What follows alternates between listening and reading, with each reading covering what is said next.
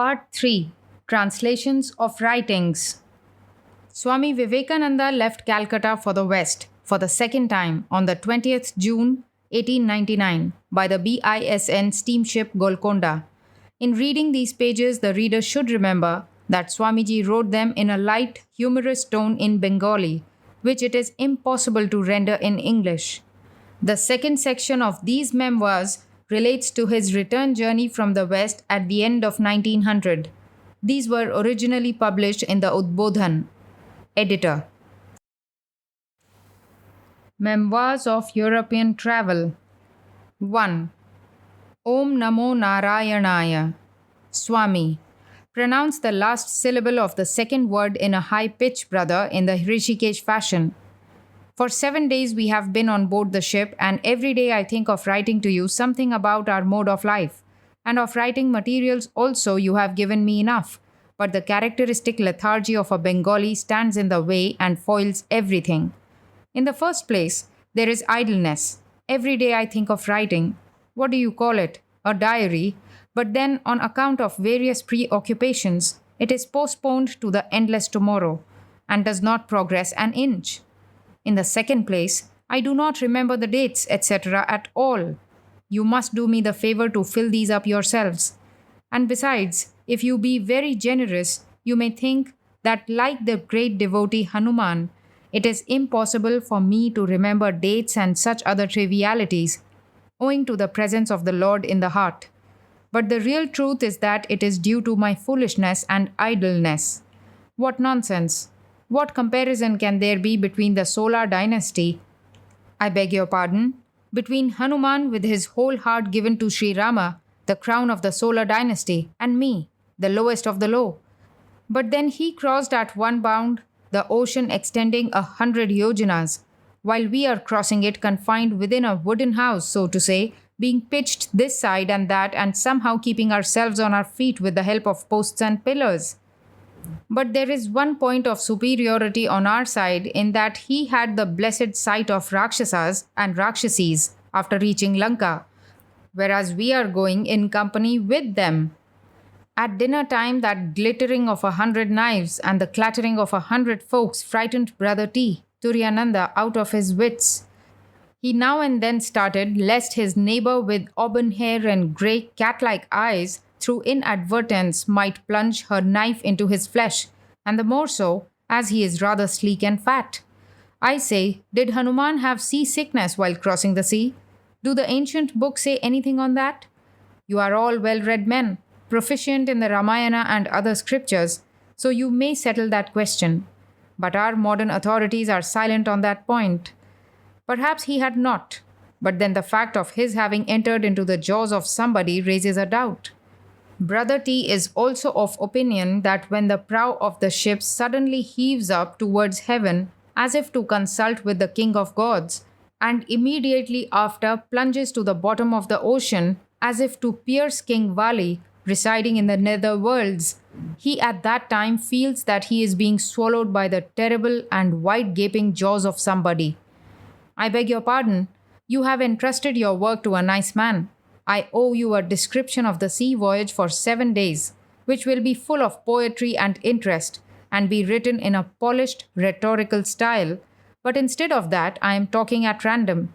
But the fact is, having striven all my life to eat the kernel of Brahman, after throwing away the shell of Maya, how shall I now get the power of appreciating nature's beauties all of a sudden?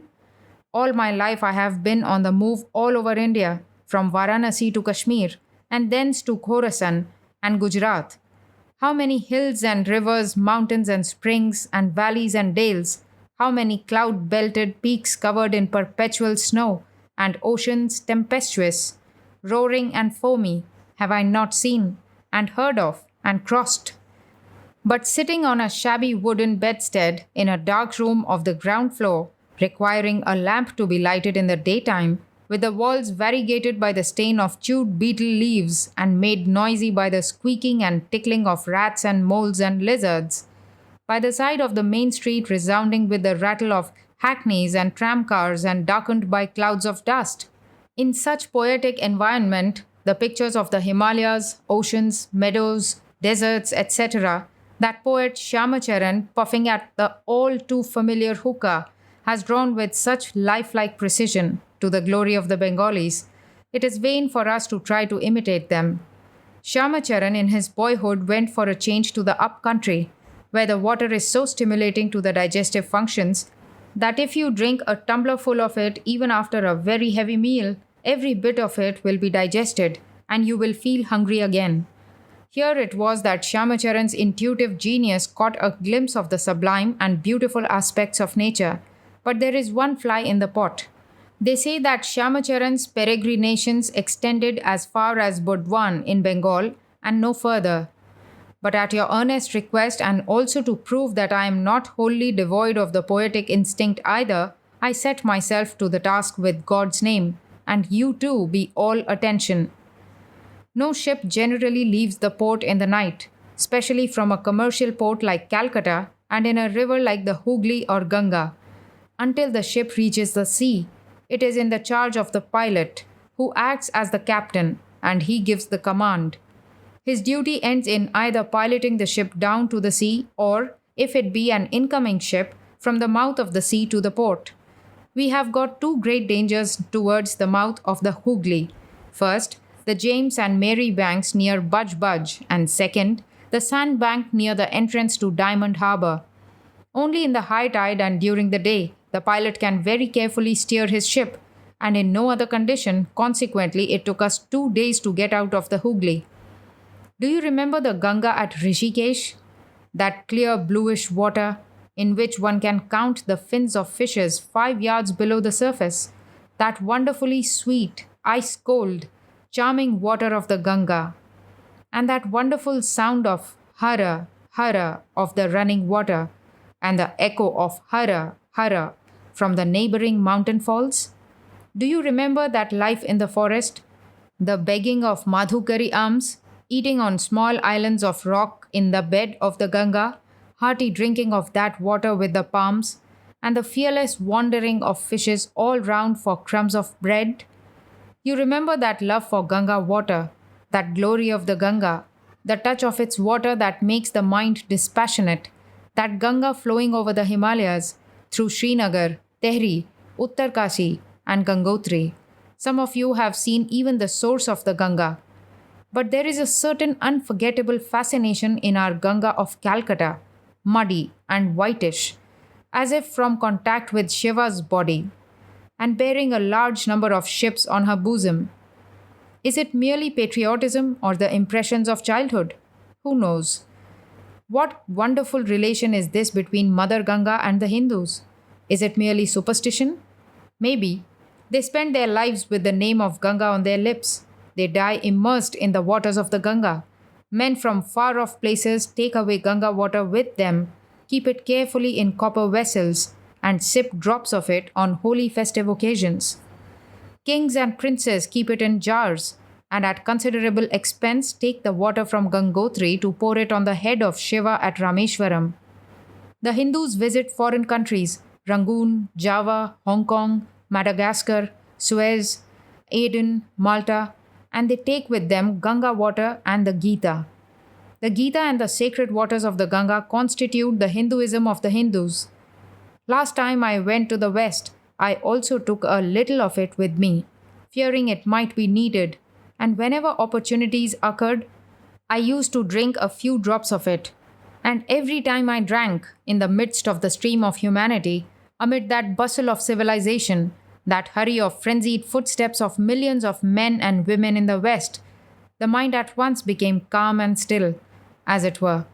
That stream of men, that intense activity of the West, that clash and competition at every step, those seats of luxury and celestial opulence, Paris, London, New York, Berlin, Rome, all would disappear, and I used to hear that wonderful sound of hara, hara, to see that lonely forest on the sides of the Himalayas, and feel the murmuring heavenly river coursing through the heart and brain and every artery of the body, and thundering forth, hara, hara, hara. This time you too, I see, have sent Mother Ganga for Madras. But dear brother, what a strange vessel have you put Mother in? Brother T is a brahmacharin from his boyhood, and looks like burning fire through the force of his spirituality. Formerly, as a Brahmana, he used to be saluted as Namo Brahmane, and now it is, oh, the sublimity of it, Namo Narayanaya, as he is a sannyasin. And it is perhaps due to that mother in his custody has left her seat in the Kamandalu of Brahma and been forced to enter a jar. Anyhow, getting up from bed late at night, I found that mother evidently could not bear staying in that awkward vessel and was trying to force her passage out of it. I thought it most dangerous, for if mother chose to reenact here those previous scenes of her life, such as piercing the Himalayas, washing away the great elephant Airavata, and pulling down the hut of the sage Janu, then it would be a terrible affair. I offered many prayers to mother and said to her in various supplicatory phrases, Mother, do wait a little. Let us reach Madras tomorrow, and there you can do whatever you like. There are many there more thick skulled than elephants, most of them with huts like that of Janu, while those half shaven, shining heads with ample hair tufts are almost made of stone, compared to which even the Himalayas would be soft as butter. You may break them as much as you like. Now pray wait a little. But all my supplications were in vain. Mother would not listen to them. Then I hit upon a plan and said to her, Mother, look at those turbaned servants with jackets on, moving to and fro on the ship. They are Mohammedans, real, beef-eating Mohammedans. And those whom you find moving about sweeping and cleaning the rooms, etc., are real scavengers, disciples of Lal Beg. And if you do not hear me, I will call them and ask them to touch you. Even if that is not sufficient to quiet you, I will just send you to your father's home. You see that room there? If you are shut in there, you will get back to your primitive condition in the Himalayas, when all your restlessness will be silenced, and you shall remain frozen into a block of ice. That silenced her. So it is everywhere.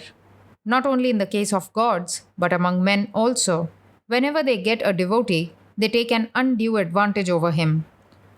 See how I have again strayed from my subject and am talking at random. I have already told you at the outset that those things are not in my line, but if you bear with me, I shall try again. There is a certain beauty in one's own people which is not to be found anywhere else. Even the denizens of paradise cannot compare in point of beauty with our brothers and sisters, or sons and daughters, however uncouth they may be. But if, even roaming over paradise and seeing the people there, you find your own people coming out really beautiful, then there is no bound to your delight. There is also a special beauty in our Bengal, covered with endless verdant stretches of grass and bearing as garlands 1,000 rivers and streams. A little of this beauty one finds in Malabar and also in Kashmir. Is there not beauty in water? When there is water everywhere, and heavy showers of rain are running down arum leaves, while clumps of coconut and date palms slightly bend their heads under that downpour, and there is the continuous croaking of frogs all round, is there no beauty in such a scene as this? And one cannot appreciate the beauty of the banks of our Ganga unless one is returning from foreign countries and entering the river by its mouth at Diamond Harbour. That blue sky, containing in its bosom black clouds, with golden fringed whitish clouds below them, underneath which clumps of coconut and date palms toss their tufted heads like 1,000 chowries. And below them again is an assemblage of light, deep, yellowish, slightly dark, and other varieties of green massed together, these being the mango, lychee, blackberry, and jackfruit trees, with an exuberance of leaves and foliage that entirely hide the trunk, branches, and twigs, while close by clusters of bamboos toss in the wind, and at the foot of all lies that grass, before whose soft and glossy surface the carpets of Yarkand, Persia, and Turkestan are almost as nothing, as far as the eye can reach that green grass looking as even as if someone had trimmed and pruned it, and stretching right down to the edge of the river, as far down the banks as where the gentle waves of the Ganga have submerged and are pushing playfully against. The land is framed with green grass, and just below this is the sacred water of the Ganga. And if you sweep your eye from the horizon right up to the zenith, you will notice within a single line such a play of diverse colors, such manifold shades of the same color as you have witnessed nowhere else. I say, have you ever come under the fascination of colors? The sort of fascination which impels the moths to die in the flame, and the bees to starve themselves to death in the prison of flowers? I tell you one thing. If you want to enjoy the beauty of Gangetic scenery, enjoy it to your heart's content now, for very soon the whole aspect will be altered. In the hands of money grabbing merchants, everything will disappear. In place of that green grass, brick kilns will be reared and burrow pits for the brick fields will be sunk. Where now the tiny wavelets of the Ganga are playing with the grass, there will be moored the jute-laden flats and those cargo boats, and those variegated colors of coconuts and palms, of mangoes and lychees, that blue sky, the beauty of the clouds. These you will altogether miss hereafter, and you will find instead the enveloping smoke of coal, and standing ghost-like in the midst of that smoke, the half-distinct chimneys of the factories. Now our ship has reached the sea. The description which you read in Kalidasa's Raghuvansham of the shores of the sea appearing blue with forests of palm and other trees, and looking like a slender rim of rust on the tire of an iron wheel, etc., is not at all accurate and faithful. With all my respects for the great poet, it is my belief that he never in his life saw either the ocean or the Himalayas. Here there is a blending of white and black waters, somewhat resembling the confluence of the Ganga and Jamuna at Allahabad. Though mukti, liberation, may be rare in most places, it is sure at Hardwar, Allahabad, and the mouth of the Ganga. But they say that this is not the real mouth of the river. However, let me salute the Lord here, for he has his eyes and head and face everywhere. Gita 13:13. How beautiful! As far as the eye reaches, the deep blue waters of the sea are rising into foamy waves and dancing rhythmically to the winds.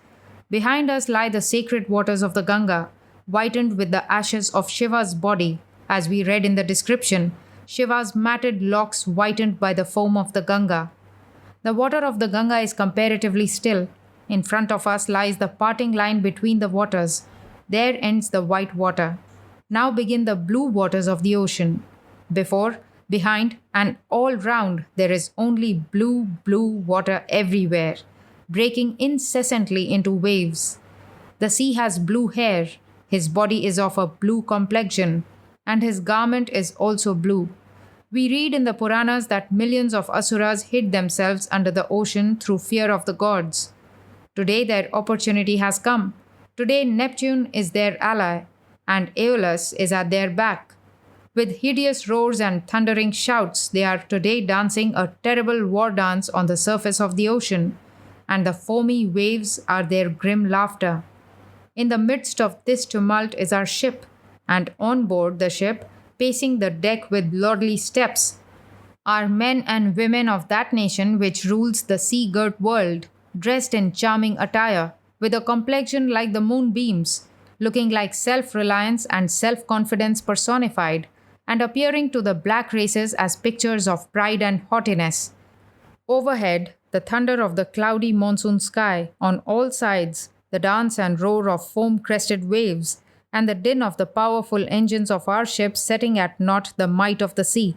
It was a grand conglomeration of sounds, to which I was listening, lost in wonder, as if in a half-waking state, when all of a sudden, drowning all these sounds, there fell upon my ears the deep and sonorous music of commingled male and female voices singing in chorus the national anthem, Rule Britannia, Britannia rules the waves. Startled, I looked around and found that the ship was rolling heavily, and Brother T, holding his head with his hands, was struggling against an attack of seasickness. In the second class are two Bengali youths going to the west for study, whose condition is worse. One of them looks so frightened that he would be only too glad to scuttle straight home if he were allowed to land. These two lads and we two are the only Indians on the ship, the representatives of modern India. During the 2 days the ship was in the Ganga, Brother T, under the secret instructions of the editor, Udbodhan, used to urge me very much to finish my article on modern India quickly. I too found an opportunity today and asked him, Brother, what do you think is the condition of modern India? And he, casting a look towards the second class and another at himself, said, with a sigh, very sad, getting very much muddled up. The reason why so much importance is attached to the Hooghly branch of the Ganga instead of the bigger one, Padma, is according to many that the Hooghly was the primary and principal course of the river, and latterly the river shifted its course and created an outlet by the Padma. Similarly, the present Toli's Nala represents the ancient course of the Ganga and is known as the Adi Ganga. The sailing merchant, the hero of Kavi Kankan's work, makes his voyage to Ceylon along that channel. Formerly, the Ganga was navigable for big ships up to Triveni. The ancient port of Saptagram was situated a little distance off Triveni Ghat on the river Saraswati. From very ancient times, Saptagram was the principal port for Bengal's foreign trade. Gradually, the mouth of the Saraswati got silted up. In the year 1539, it silted up so much that the Portuguese settlers had to take up a site further down the Ganga for their ships to come up. The site afterwards developed into the famous town of Hooghly. From the commencement of the 16th century, both Indian and foreign merchants were feeling much anxiety about the silting up of the Ganga. But what of that? Human engineering skill has hitherto proved ineffectual against the gradual silting up of the riverbed, which continues to the present day. In 1666, a French missionary writes that the Ganga near Suti got completely silted up at the time. Holwell, of Black Hole fame, on his way to Murshidabad was compelled to resort to small country boats on account of the shallowness of the river at Santipur. In 1797, Captain Colebrook writes that country boats could not ply in the Hooghly and the Jalangi during summer. During the years 1822 to 1884, the Hooghly was closed to all boat traffic. For 24 years within this period, the water was only 2 or 3 feet deep. In the 17th century, the Dutch planted a trade settlement at Chinsura, 1 mile below Hooghly. The French, who came still later, established their settlement at Chandernagore, still further down the river. In 1723, the German Ostend Company opened a factory at Bankipur, 5 miles below Chandernagore on the other side of the river. In 1616, the Danes had started a factory at Serampore, 8 miles below Chandernagore, and then the English established the city of Calcutta, still further down the river. None of the above places are now accessible to ships, only Calcutta being open now. But everybody is afraid of its future. There is one curious reason why there remains so much water in the Ganga up to about Santipur even during summer. When the flow of the surface water has ceased, large quantities of water percolating through the subsoil find their way into the river. The bed of the Ganga is even now considerably below the level of the land on either side.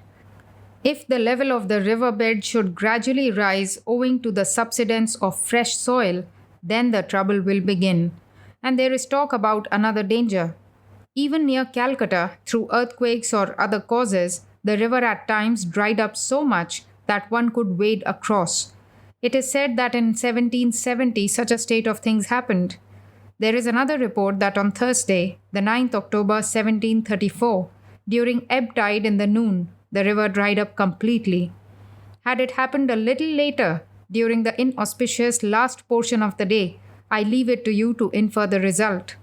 Perhaps then the river would not have returned to its bed again.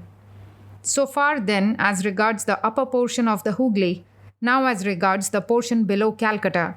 The great dangers to be faced in this portion are the James and Mary banks. Formerly, the river Damodar had its confluence with the Ganga 30 miles above Calcutta, but now, through the curious transformations of time, the confluence is over 31 miles to the south of it. Some 6 miles below this point, the Roop Narayan pours its waters into the Ganga. The fact is there that these two feeders rush themselves into the Ganga in happy combination. But how shall this huge quantity of mud be disposed of? Consequently, big sandbanks are formed in the bed of the river, which constantly shift their position and are sometimes rather loose and sometimes a compact mass, causing no end of fear. Day and night, soundings of the river's depth are being taken, the omission of which for a few days through carelessness would mean the destruction of ships. No sooner will a ship strike against them than it will either capsize or be straightaway swallowed up in them. Cases are even recorded that within half an hour of a big three-masted ship striking one of these sandbanks, the whole of it disappeared in the sand, leaving only the top of the masts visible. These sandbanks may rightly be considered as the mouth of the Damodar Rupnarayan. The Damodar is not now satisfied with Santal villages and is swallowing ships and steamers etc. as a sauce by way of variety. In 1877, a ship named County of Stirling, with a cargo of 1,444 tons of wheat from Calcutta, had no sooner struck one of these terrible sandbanks than within 8 minutes there was no trace left of it. In 1874, a steamer carrying a load of 2,400 tons suffered the same fate in 2 minutes. Blessed be thy mouth, O Mother Ganga. I salute thee for allowing us to get off scot-free. Brother T says, Sir, a goat ought to be offered to the mother for her benignity. I replied, Exactly so, brother, but why offer only one day instead of every day? Next day, Brother T re-adverted to the topic, but I kept silent. The next day after that, I pointed out to him at dinner time to what an extent the offering of goats was progressing. Brother seemed rather puzzled and said, What do you mean? It is only you who are eating. Then at considerable pains I had to explain to him how it was said that a youth of Calcutta once visited his father-in-law's place in a remote village far from the Ganga. There at dinner time he found people waiting about with drums etc., and his mother-in-law insisted on his taking a little milk before sitting to dinner. The son-in-law considered it might perhaps be a local custom which he had better obey. But no sooner had he taken a sip of the milk than the drums began to play all around, and his mother-in-law, with tears of joy, placed her hand on his head and blessed him, saying, My son, you have really discharged the duties of a son today. Look here, you have in your stomach the water of the Ganga, as you live on its banks, and in the milk there was the powdered bone of your deceased father-in-law. So by this act of yours, his bones have reached the Ganga, and his spirit has obtained all the merits thereof. So here was a man from Calcutta, and on board the ship there was plenty of meat preparations, and every time one ate them, meat was being offered to Mother Ganga. So he need not be at all anxious on the subject. Brother T is of such a grave disposition that it was difficult to discover what impression the lecture made on him. What a wonderful thing a ship is! The sea, which from the shore looks so fearful, in the heart of which the sky seems to bend down and meet, from whose bosom the sun slowly rises, and in which it sinks again, and the least frown of which makes the heart quail, that sea has been turned into a highway, the cheapest of all routes, by ships. Who invented the ship? No one in particular. That is to say, like all machinery indispensable to men, without which they cannot do for a single moment, and by the combination and adjustment of which all kinds of factory plants have been constructed. The ship also is the outcome of joint labor. Take for instance the wheels. How absolutely indispensable they are, from the creaking bullock cart to the car of Jagannath. From the spinning wheel to the stupendous machinery of factories, everywhere there is use for the wheel. Who invented the wheel? No one in particular. That is to say, all jointly. The primitive man used to fell trees with axes, roll big trunks along inclined planes. By degrees they were cut into the shape of solid wheels, and gradually the naves and spokes of the modern wheel came into vogue. Who knows how many millions of years it took to do this? But in India, all the successive stages of improvement are preserved. However much they may be improved or transformed, there are always found men to occupy the lower stages of evolution, and consequently the whole series is preserved. First of all, a musical instrument was formed with a string fixed to a piece of bamboo. Gradually it came to be played by a horsehair bow, and the first violin was made. Then it passed through various transformations with different sorts of strings and guts, and the bow also assumed different forms and names, till at last the highly finished guitar and sarang etc. came into existence. But in spite of this, do not the Mohammedan cabmen, even now with a shabby horsehair bow, play on the crude instrument made of a bamboo pipe fixed to an earthen pot, and sing the story of Majwar Kahar weaving his fishing net. Go to the central provinces, and you will find even now solid wheels rolling on the roads. Though it bespeaks a dense intellect on the part of the people, especially in these days of rubber tires, in very ancient times, that is, in the Golden Age, when the common run of people were so sincere and truthful that they would not even cover their bodies for fear of hypocrisy, making the exterior look different from the interior, would not marry lest they might contract selfishness, and banishing all ideas of distinction between meum and tuum, always used to look upon the property of others as mere clods of earth, on the strength of bludgeons, stones, etc. In those blessed times, for voyaging over water, they constructed canoes and rafts and so forth, burning out the interior of a tree, or by fastening together a few logs of trees. Haven't you seen catamarans along the sea coast from Orissa to Colombo? And you must have observed how far into the sea the rafts can go. There you have rudiments of shipbuilding. And that boat of the East Bengal boatmen boarding which you have to call on the 5 patron saints of the river for your safety, your houseboat manned by Chittagong boatmen, which even in a light storm makes its helmsman declare his inability to control the helm, and all the passengers are asked to take the names of their respective gods as a last resort. That big up-country boat with a pair of fantastic brass eyes at the prow, rowed by the oarsmen in a standing posture, that boat of merchant Srimanta's voyage. According to Kavi Kankan, Srimanta crossed the Bay of Bengal simply by rowing, and was about to be drowned owing to his boat getting caught in the antennae of a shoal of lobsters and almost capsizing. Also, he mistook a shell for a tiny fish, and so on.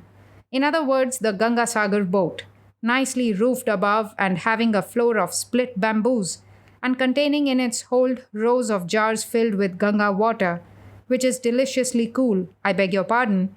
You visit Ganga Sagar during hard winter, and the chill north wind drives away all your relish for cooling drinks. And that small-sized boat which daily takes the Bengali babus to their office and brings them back home, and is superintended over the boatman of Bali, very expert and very clever. No sooner does he sight a cloud so far away as Konagar than he puts the boat in safety. They are now passing into the hands of the strong-bodied men from Jaunpur who speak a peculiar dialect, and whom your Mahant Maharaj, out of fun, ordered to catch a heron, which he facetiously styled as Bakasur, and this puzzled them hopelessly, and they stammered out, "Please, sire, where are we to get this demon? It is an enigma to us."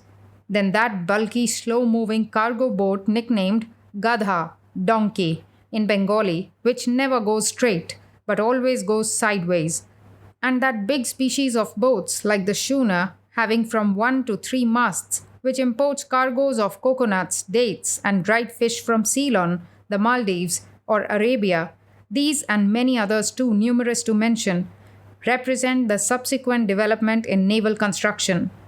To steer a ship by means of sails is a wonderful discovery. To whichever direction the wind may be blowing, by a clever manipulation of the sails, the ship is sure to reach her destination. But she takes more time when the wind is contrary. A sailing ship is a most beautiful sight, and from a distance looks like a many-winged great bird descending from the skies. Sails, however, do not allow a ship to steer straight ahead, and if the wind is a little contrary, she has to take a zigzag course. But when there is a perfect lull, the ship is helpless and has to lower her sails and stand still. In the equatorial regions, it frequently happens even now. Nowadays, sailing ships also have very little of wood in them and are mostly made of iron. It is much more difficult to be the captain or sailor of a sailing ship than in a steamer, and no one can be a good captain in sailing ship without experience. To know the direction of the wind at every step, and to be on one's guard against danger spots long ahead, these 2 qualifications are indispensably necessary in a sailing ship, more than in a steamer. A steamer is to a great extent under human control. The engines can be stopped in a moment. It can be steered ahead or astern, sideways or in any desired direction, within a very short time. But the sailing ship is at the mercy of the wind. By the time the sails can be lowered or the helm turned, the ship may strike a bank or run up on a submarine rock or collide with another ship. Nowadays, sailing ships very seldom carry passengers except coolies. They generally carry cargo, and that also inferior stuff, such as salt, etc. Small sailing ships, such as the schooner, do coasting trade. Sailing ships cannot afford to hire steamers to tow them along the Suez Canal and spend thousands of rupees as toll, so they can go to England in 6 months by rounding Africa. Due to all these disadvantages of sailing ships, naval warfare in the past was a risky affair. A slight change in the course of the wind or in the ocean current would decide the fate of a battle. Again, those ships being made of wood would frequently catch fire, which had to be put out. Their construction also was of a different type. One end was flat and very high, with 5 or 6 decks. On the uppermost deck at this end, there used to be a wooden veranda, in front of which were the commander's room and office, and on either side were the officers' cabins. Then there was a large open space, at the other end of which were a few cabins. The lower decks also had similar roofed halls, one underneath the other. In the lowermost deck or hold were the sailors sleeping and dining rooms, etc. On either side of each deck were ranged cannon, their muzzles projecting through the rows of apertures in the ship's walls, and on both sides were heaps of cannon balls and powder bags in times of war. All the decks of these ancient men of war had very low roofs, and one had to carry his head down when moving about. Then it was a troublesome business to secure marines for naval warfare. There was a standing order of the government to enlist men by force or guile wherever they could be found. Sons were violently snatched away from their mothers, and husbands from their wives. Once they were made to board the ship, which perhaps the poor fellows had never done in their lives, they were ordered straight away to climb the masts, and if through fear they failed to carry out the order, they were flogged. Some would also die under the ordeal. It was the rich and influential men of the country who made these laws, and it was they who would appropriate the benefits of commerce, or ravage, or conquest of different countries, and the poor people were simply to shed their blood and sacrifice their lives, as has been the rule throughout the world's history. Now those laws exist no longer, and the name of the press gang does not now send a shiver through the hearts of the peasantry and poor folk. Now it is voluntary service, but many juvenile criminals are trained as sailors in men of war, instead of being thrown into prison. Steam power has revolutionized all this, and sails are almost superfluous ornaments in ships nowadays. They depend very little on winds now, and there is much less danger from gales and the like. Ships have now only to take care that they do not strike against submarine rocks, and men of war of the present day are totally different from those of the past. In the first place, they do not at all look like ships, but rather like floating iron fortresses of varying dimensions. The number of cannon also has been much reduced, but compared with the modern turret guns, those of the past were mere child's play. And how fast these men of war are! The smallest of these are the torpedo boats. Those that are a little bigger are for capturing hostile merchant ships, and the big ones are the ponderous instruments for the actual naval fight. During the Civil War of the United States of America, the Unionist Party fixed rows of iron rails against the outer walls of a wooden ship so as to cover them. The enemy's cannonballs striking against them were repulsed without doing any harm to the ship. After this, as a rule, the ship's sides began to be clad in iron, so that hostile balls might not penetrate the wood. The ship's cannon also began to improve. Bigger and bigger cannon were constructed, and the work of moving, loading, and firing them came to be executed by machinery, instead of with the hand. A cannon which even 500 men cannot move an inch can now be turned vertically or horizontally, loaded and fired by a little boy pressing a button, and all this in a second. As the iron wall of ships began to increase in thickness, so cannon with the power of thunder also began to be manufactured. At the present day, a battleship is a fortress with walls of steel, and the guns are almost as death itself. A single shot is enough to smash the biggest ship into fragments. But this iron bridal chamber, which Nakindar's father in the popular Bengali tale never even dreamt of, and which, instead of standing on the top of Satali Hill, moves dancing on 70,000 mountain like billows, even this is mortally afraid of torpedoes. The torpedo is a tube somewhat shaped like a cigar, and if fired at an object, travels underwater like a fish. Then, the moment it hits its object, the highly explosive materials it contains explode with a terrific noise, and the ship under which this takes place is reduced to its original condition, that is, partly into iron and wooden fragments, and partly into smoke and fire. And no trace is found of the men who are caught in this explosion of the torpedo.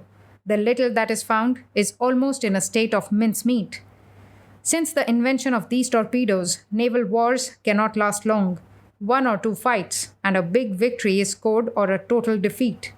But the wholesale loss of men of both parties in naval fight, which men apprehended before the introduction of these men of war, has been greatly falsified by facts. If a fraction of the volley of balls discharged during a field fight from the guns and rifles of each hostile army on the opponents hit their aim, then both rival armies would be killed to a man in 2 minutes.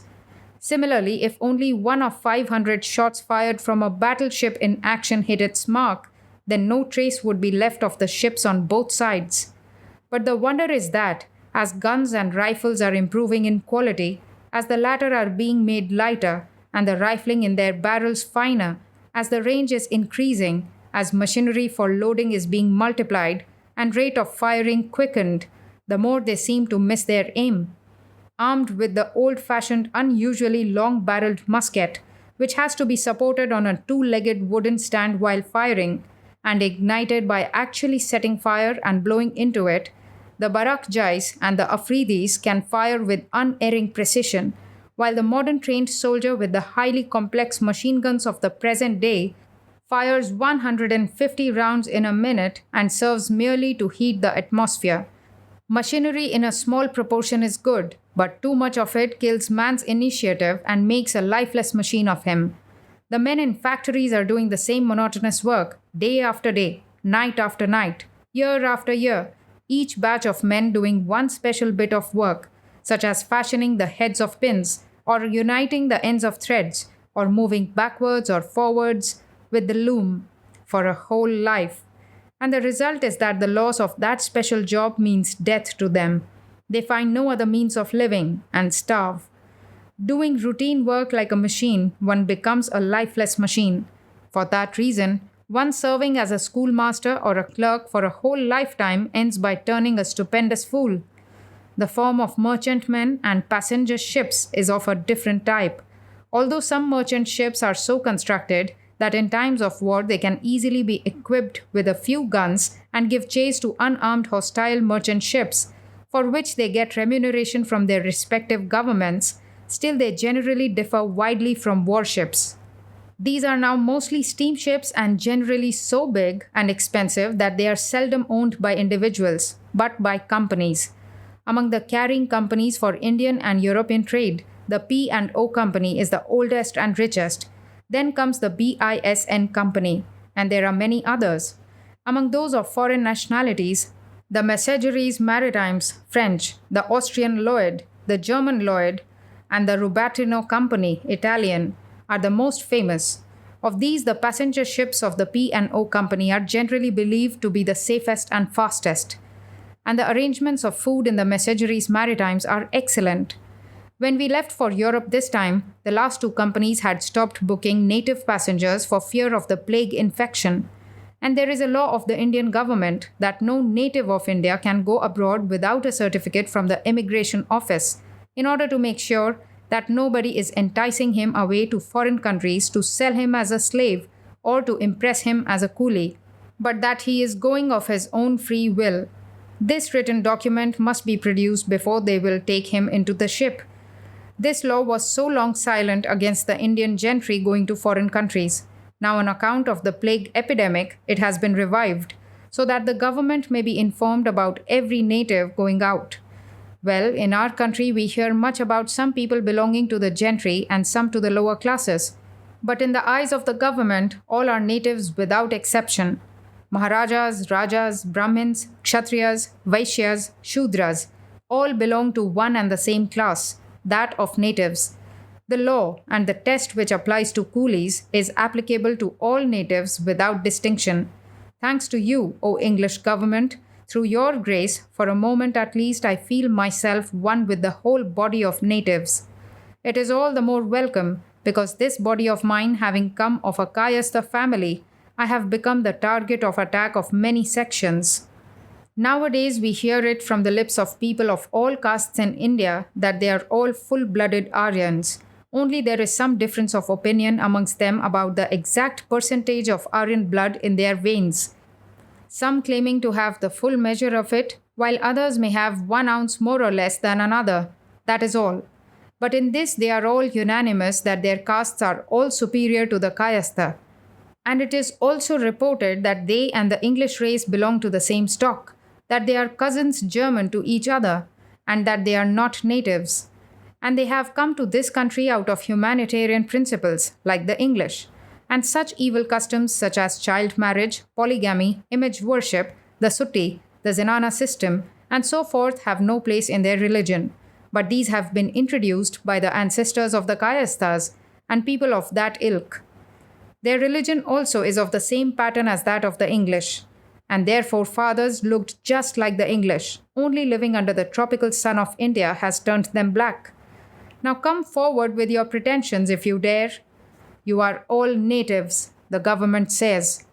Amongst that mass of black, a shade deeper or lighter cannot be distinguished. The government says they are all natives. Now it is useless for you to dress yourselves after the English fashion. Your European hats, etc., will avail you little henceforth. If you throw all the blame on the Hindus and try to fraternize with the English, you would thereby come in for a greater share of cuffs and blows and not less. Blessings to you, O English government. You have already become the favored child of fortune. May your prosperity increase evermore. We shall be happy once more to wear our loincloth and dhoti, the native dress. Through your grace, we shall continue to travel from one end of the country to the other, bareheaded and barefooted, and heartily eat our habitual food of rice and dal with our fingers, right in the Indian fashion. Bless the Lord. We had well nigh been tempted by Anglo-Indian fashions and been duped by its glamour. We heard it said that no sooner did we give up our native dress, native religion, and native manners and customs than the English people would take us on their shoulders and lionize us. And we were about to do so when smack came the whip of the Englishman and the thud of British boots, and immediately men were seized by a panic and turned away, bidding goodbye to English ways, eager to confess their native birth. The English ways we'd copy with such pains, the British boots did stamp out from our brains.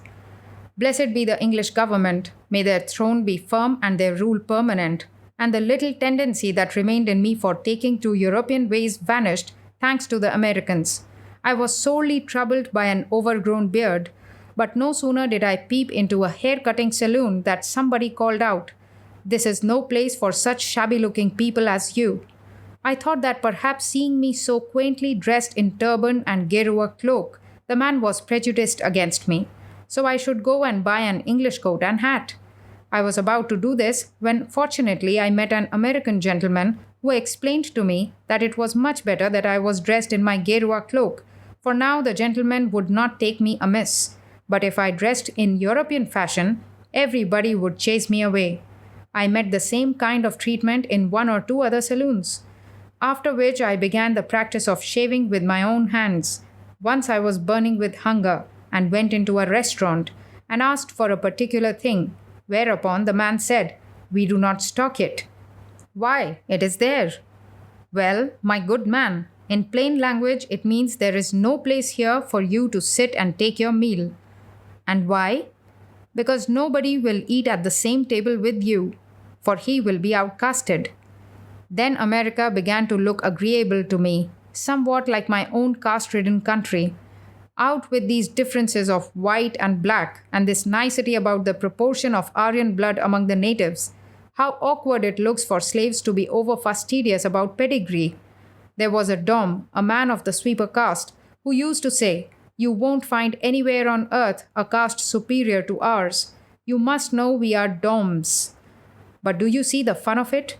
The excesses about caste distinctions obtain most among peoples who are least honored among mankind. Steamships are generally much bigger than sailing ships. The steamships that ply across the Atlantic are just half as much bigger than the Golconda. The ship on which I crossed the Pacific from Japan was also very big. In the center of the biggest ships are the first class compartments with some open space on either side. Then comes the second class, flanked by the steerage on either side. At one end are the sailors and servants' quarters. The steerage corresponds to the third class, in which very poor people go as passengers, as for instance, those who are emigrating to America, Australia, etc. The accommodation for them is very small, and the food is served not on tables but from hand to hand. There is no steerage in ships which ply between England and India, but they take deck passengers. The open space between the first and second classes is used by them for sitting or sleeping purposes. But I did not notice a single deck passenger bound for a long journey. Only in 1893, on my way to China, I found a number of Chinamen going as deck passengers from Bombay to Hong Kong. During stormy weather, the deck passengers suffer great inconvenience and also to a certain extent at ports when the cargo is unloaded. Excepting in the hurricane deck, which is on top of all, there is a square opening in all other decks, through which cargo is loaded and unloaded, at which times the deck passengers are put to some trouble. Otherwise, it is very pleasant on the deck at night from Calcutta to Suez, and in summer through Europe also. When the first and second class passengers are about to melt in their furnished compartments on account of the excessive heat, then the deck is almost a heaven in comparison. The second class in ships of this type is very uncomfortable. Only in the ships of the newly started German Lloyd Company plying between Bergen in Germany and Australia, the second class arrangements are excellent. There are cabins even in the hurricane deck, and food arrangements are almost on a par with those of the first class in the Golconda. That line touches Colombo on the way. In the Golconda, there are only 2 cabins on the hurricane deck, one on each side. One is for the doctor, and the other was allotted to us. But owing to the excessive heat, we had to take shelter in the lower deck, for our cabin was just above the engine room of the ship. Although the ship is made of iron, yet the passengers' cabins are made of wood, and there are many holes along the top and bottom of the wooden walls of these, for the free passage of air. The walls are painted over with ivory paint, which has cost nearly £25 per room. There is a small carpet spread on the floor, and against one of the walls are fixed 2 frameworks, somewhat resembling iron bedsteads without legs, one on top of the other. Similarly, on the opposite wall, just opposite the entrance, there is a wash basin, over which there is a looking glass, 2 bottles, and 2 tumblers for drinking water. Against the sides of each bed is attached a netting in brass frames, which can be fixed up to the wall and again lowered down. In it, the passengers put their watch and other important personal necessaries before retiring. Below the lower bedstead, there is a room for storing the trunks and bags. The second-class arrangements are on a similar plan, only the space is narrower and the furniture of an inferior quality. The shipping business is almost a monopoly of the English.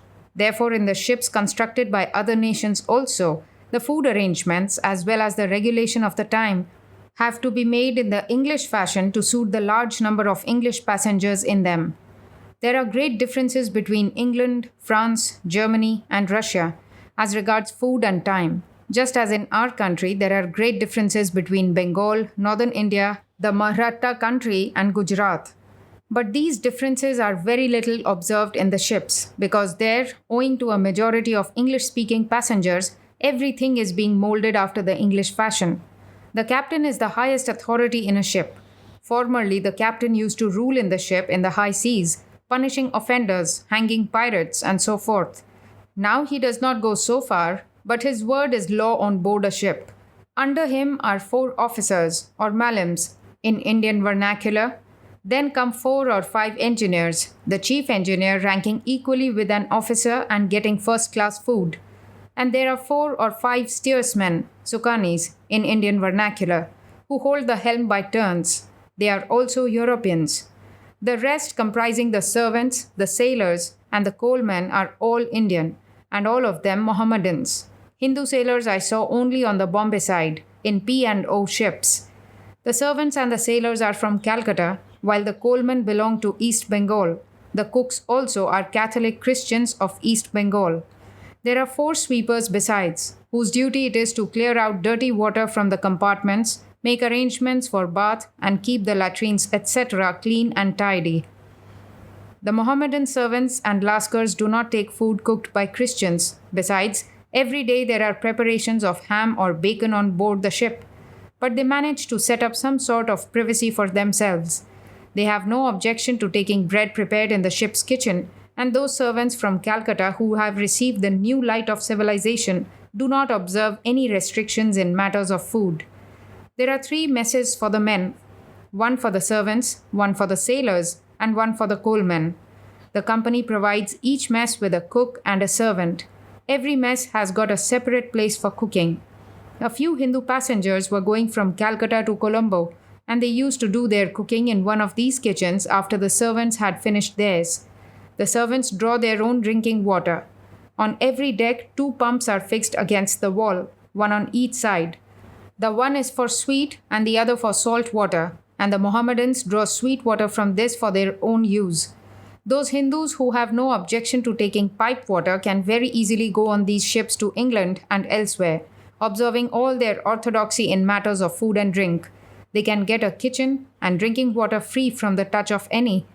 And even the bathing water need not be touched by anybody else. All kinds of food such as rice, pulse, vegetables, fish, meat, milk, and ghee are available on the ship, especially on these ships where mostly Indians are employed, to whom rice, pulse, radish, cabbage, and potato, etc. have to be supplied every day. The one thing necessary is money. With money you can proceed anywhere alone, observing full orthodoxy. These Bengali servants are employed nowadays in almost all ships that ply between Calcutta and Europe. They are gradually forming into a class by themselves. Several nautical terms also are being coined by them. For instance, the captain is termed Bariwala, landlord, the officer Malim, the mast Dole, a sail Sar, bring down Arya, raise Habish, heave, etc. The body of Lascars and coalmen have each a head who is called Serang, under whom are 2 or 3 tindals, and under these come the Lascars and coalmen. The head of the Khansamas or boys is the butler, over whom there is a European steward. The Lascars wash and cleanse the ship, throw or wind up the cables, set down or lift the boats and hoist or strike sail, though this last is a rare occurrence in steamships, and do similar kind of work. The Serang and the Tyndall are always moving about watching them and assisting in their work. The coalmen keep the fire steady in the engine room. Their duty is to fight day and night with fire and to keep engines neat and clean. And it is no easy task to keep that stupendous engine and all its parts neat and tidy. The Serang and his assistant, or brother in the Lascars parlance, are from Calcutta and speak Bengali. They look gentlemanly and can read and write. Having studied in school, they speak tolerable English also. The Serang has a son, 13 years of age, who is a servant of the captain and waits at his door as an orderly. Seeing these Bengali Lascars, coalmen, servants, and boys at work, the feeling of despair with regard to my countrymen which I had was much abated. How they are slowly developing their manhood with a strong physique, how fearless, yet docile. That cringing, sycophant attitude common to natives even the sweepers do not possess. What a transformation! The Indian Lascars do excellent work without murmur and go on a quarter of a European sailor's pay. This has dissatisfied many in England, especially as many Europeans are losing their living thereby.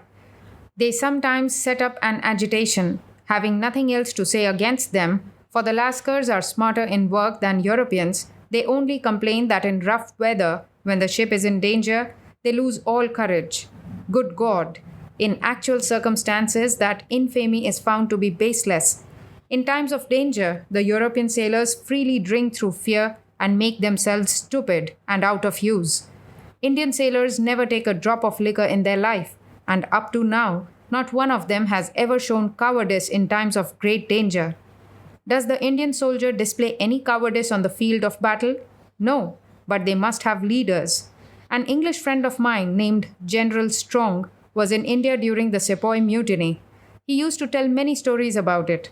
One day, in the course of conversation, I asked him how it was that the sepoys who had enough of guns, ammunition, and provisions at their disposal, and were also trained veterans, came to suffer such a defeat.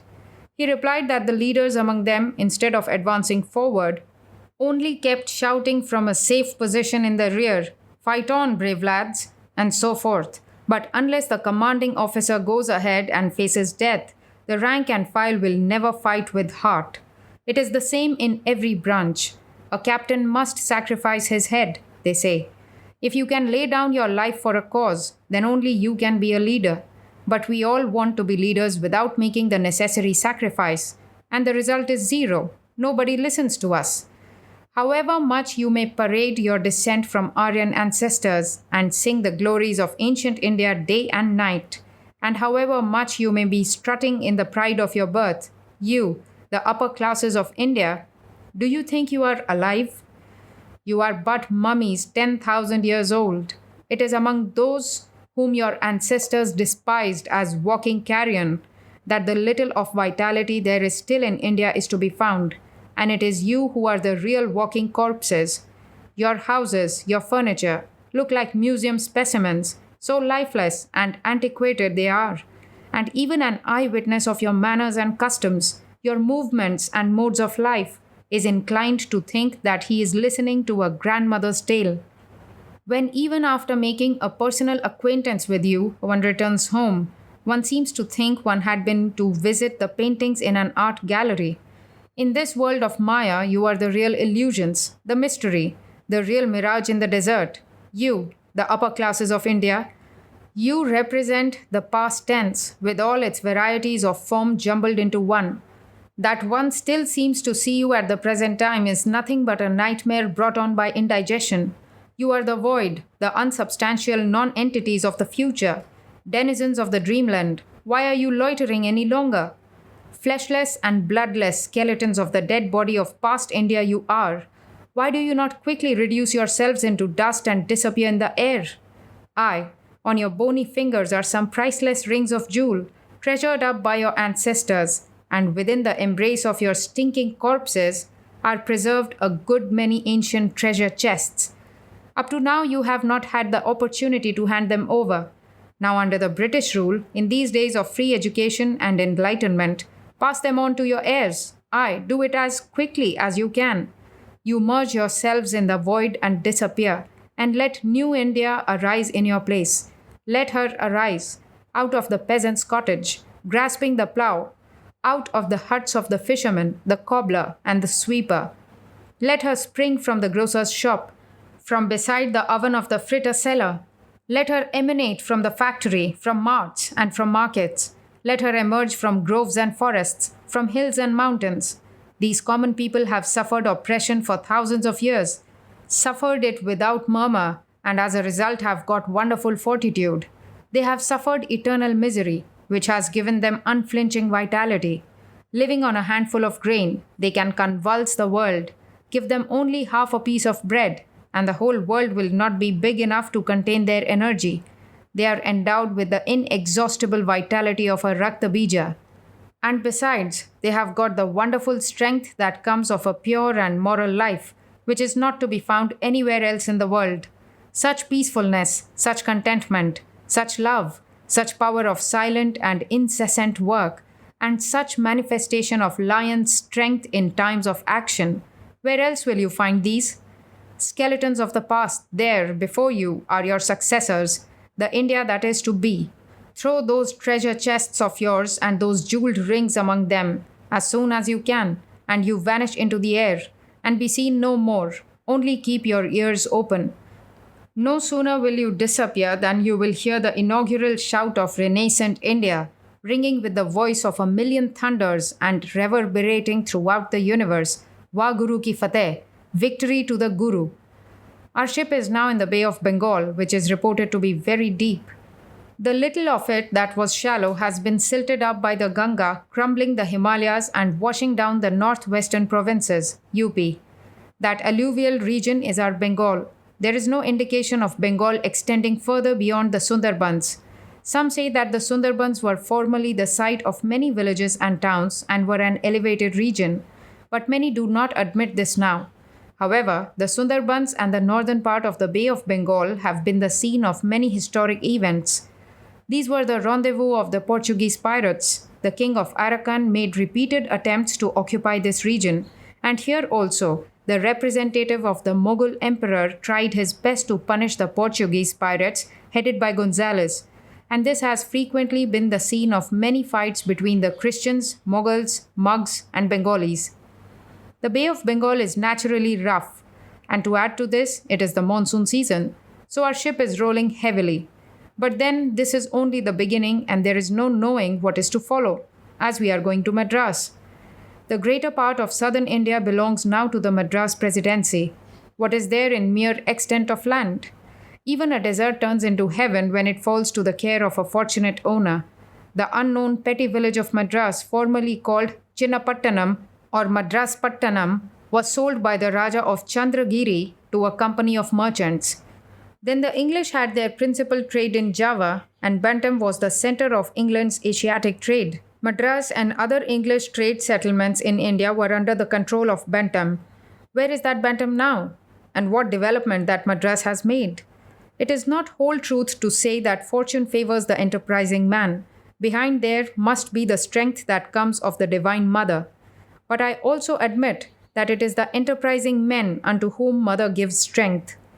Madras reminds one of a typical South Indian province, though even at the Jagannath Ghat of Calcutta, one can get a glimpse of the south by seeing the Orissa Brahmin with his border-shaven head and tufted hair, his variously painted forehead, the involuted slippers in which only the toes may enter, that nose irritated with snuff, and with that habit of covering the bodies of their children with sandal paste prints. The Gujarati Brahmin, the jet-black Maharashtra Brahmin, and the exceptionally fair, cat-eyed, square-headed Brahmin of Konkan. Though all of them dress in the same way and are all known as Deccanese, yet the typical southern Brahmin is to be found in Madras. That forehead covered over with the ample caste mark of the Ramanuja sect, which to the uninitiated looks anything but sublime, and whose imitation, the caste mark of the Ramananda sect of northern India, is hailed with many a facetious rhyme, and which completely throws into the shade the custom prevailing in Bengal among leaders of the Vaishnavite sect of frightfully imprinting their whole body, that Telugu, Tamil, and Malayalam speech of which you won't understand a single syllable even if you hear it spoken for 6 years, and in which there is a play of all possible varieties of I and D sounds, that eating of rice with black peppered dal soup, each morsel of which sends a shiver through the heart, so pungent and so acid, that addition of margosa leaves, oats, etc. by way of flavor, that taking of rice and curd, etc., that bath with gingerly oil rubbed over the body, and the frying of fish in the same oil. Without these, how can one conceive the southern country? Again, the south has Hinduism alive during the Mohammedan rule and even for some time previous to it. It was in the south that Shankaracharya was born, among that caste who wear a tuft on the front of the head and eat food prepared with coconut oil. This was the country that produced Ramanuja. It was also the birthplace of Madhva Muni. Modern Hinduism owes its allegiance to these alone. The Vaishnavas of the Chaitanya sect form merely a recension of the Madhva sect. The religious reformers of the north, such as Kabir, Dadu, Nanak, and Ram Sanehi, are all an echo of Shankaracharya. There you find the disciples of Ramanuja occupying Ayodhya and other places. These Brahmins of the south do not recognize those of the north as true Brahmins, nor accept them as disciples, and even to the other day would not admit them to sannyasa. The people of Madras even now occupy the principal seats of religion. It was in the south that when people of North India were hiding themselves in woods and forests, giving up their treasures, their household deities, and wives and children, before the triumphant war cry of Mohammedan invaders, the suzerainty of the king of Vidyanagar was established firm as ever. In the south again was born the wonderful Sayanacharya, the strength of whose arms, vanquishing the Mohammedans, kept King Bukka on his throne. whose wise counsels gave stability to the Vidyanagar kingdom, whose state policy established lasting peace and prosperity in the Deccan, whose superhuman genius and extraordinary industry produced the commentaries on those whole Vedas, and the product of whose wonderful sacrifice, renunciation, and researches was the Vedanta treatise named Panchadashi, that Sannyasin Vidyaranya Muni or Sayana was born in this land. The Madras Presidency is the habitat of that Tamil race whose civilization was the most ancient, and a branch of whom, called the Sumerians, spread a vast civilization on the banks of the Euphrates in very ancient times, whose astrology, religious lore, morals, rites, etc., furnished the foundation for the Assyrian and Babylonian civilizations, and whose mythology was the source of the Christian Bible. Another branch of these Tamils spread from the Malabar coast and gave rise to the wonderful Egyptian civilization, and the Aryans also are indebted to this race in many respects. Their colossal temples in the south proclaim the triumph of the Veera Shaiva and Veera Vaishnava sects. The great Vaishnava religion of India has also sprung from a Tamil Parya, Shathakopa, who was a dealer in winnowing fans but was a yogin all the while.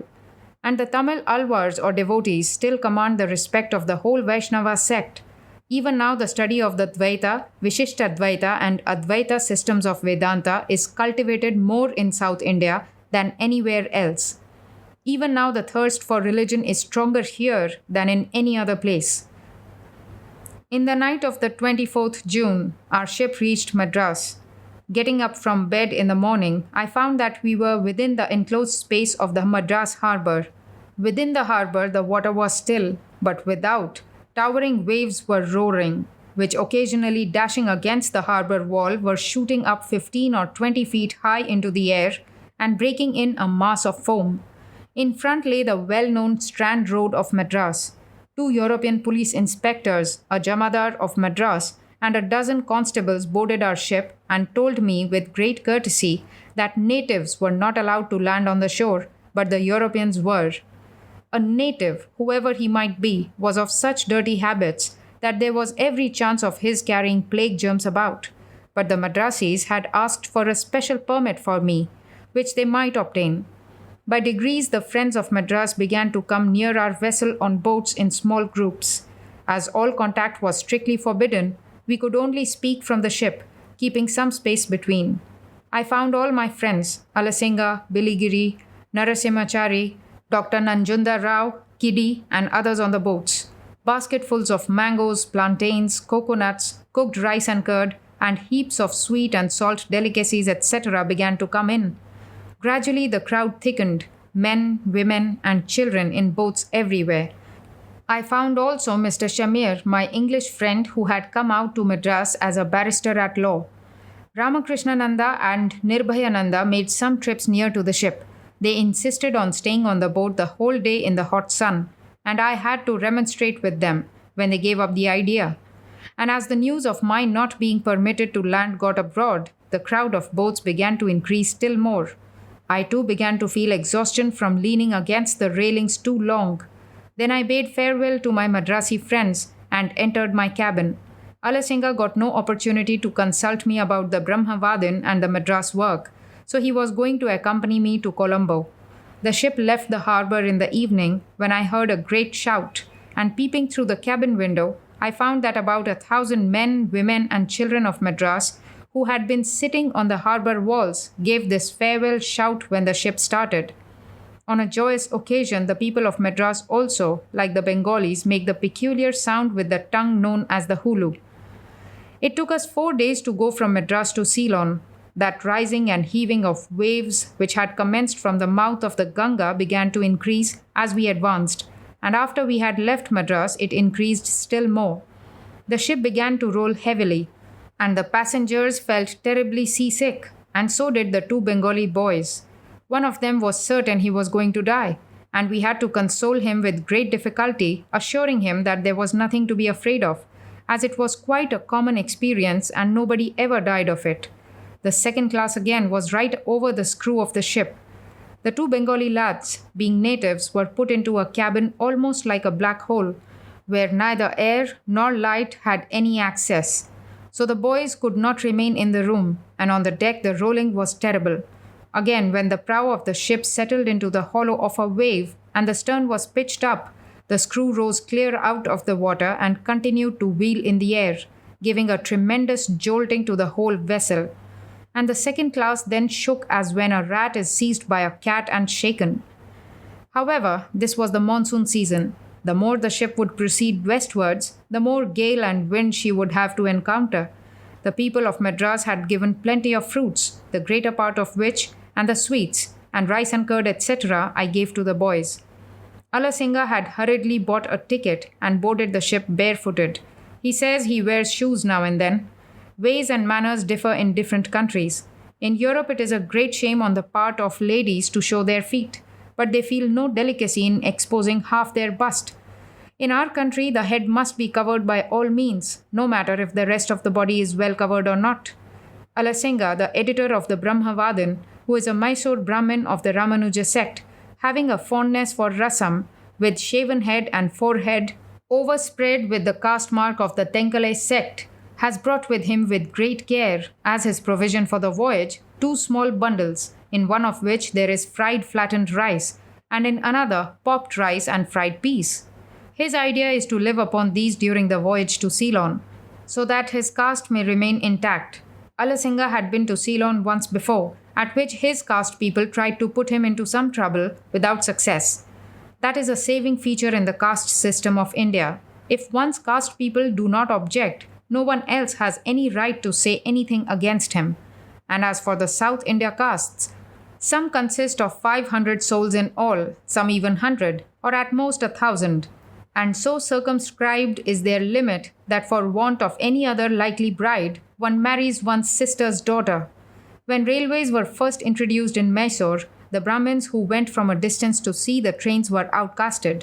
However, one rarely finds men like our Alasinga in this world, one so unselfish, so hard-working and devoted to his guru, and such an obedient disciple is indeed very rare on earth. A South Indian by birth, with his head shaven so as to leave a tuft in the center, barefooted and wearing the dhoti, he got into the first class. He was strolling now and then on the deck and, when hungry, was chewing some of the popped rice and peas. The ship's servants generally take all South Indians to be the chettis, merchants, and say that they have lots of money, but will not spend a bit of it on either dress or food. But the servants are of opinion that in our company, Alasinga's purity as a Brahmin is getting contaminated. And it is true, for the South Indians lose much of their caste rigors through contact with us. Alasinga did not feel seasick. Brother T felt a little trouble at the beginning, but is now all right. So the 4 days passed in various pleasant talks and gossip. In front of us is Colombo. Here we have Sinhal, Lanka. Sri Ramachandra crossed over to Lanka by building a bridge across and conquered Ravana, her king. Well, I have seen the bridge, and also, in the palace of the Setupati Maharaja of Ramnad, the stone slab on which Bhagavan Ramachandra installed his ancestor as Setupati for the first time. But the Buddhist Ceylonese of these sophisticated times will not admit this. They say that in their country there is not even a tradition to indicate it. But what matters their denial? Are not our old books authorities enough? Then again, they call their country Sinhal and will not term it Lanka. And how should they? There is no piquancy either in their words or in their work or in their nature or in their appearance. Wearing gowns with plaited hair and in that a big comb, quite a feminine appearance. Again, they have slim, short and tender woman-like bodies. These the descendants of Ravana and Kumbhakarna. Not a bit of it. Tradition says they have migrated from Bengal, and it was well done. That new type of people who are springing in Bengal, dressed like women, speaking in soft and delicate accents, walking with a timid, faltering gait, unable to look anyone in the face and from their very birth, given to writing love poems and suffering the pangs of separation from their beloved. Well, why do they not go to Ceylon, where they will find their fellows? Are the government asleep? The other day they created a great row trying to capture some people in Puri. Why, in the metropolis itself are many worth seizing and packing off. There was a very naughty Bengali prince named Vijaya Sinha, who quarreled with his father and, getting together a few more fellows like him, set sail in a ship and finally came upon the island of Ceylon. That country was then inhabited by an aboriginal tribe whose descendants are now known as the Bedouins. The aboriginal king received him very cordially and gave him his daughter in marriage. There he remained quietly for some time, when one night, conspiring with his wife with a number of fellows, he took the king and his nobles by surprise and massacred them. Then Vijaya Sinha ascended the throne of Ceylon. But his wickedness did not end here. After a time, he got tired of his aboriginal queen and got more men and more girls from India and himself married a girl named Anuradha, discarding his first aboriginal wife. Then he began to extirpate the whole race of the aborigines, almost all of whom were killed, leaving only a small remnant who are still to be met within the forests and jungles.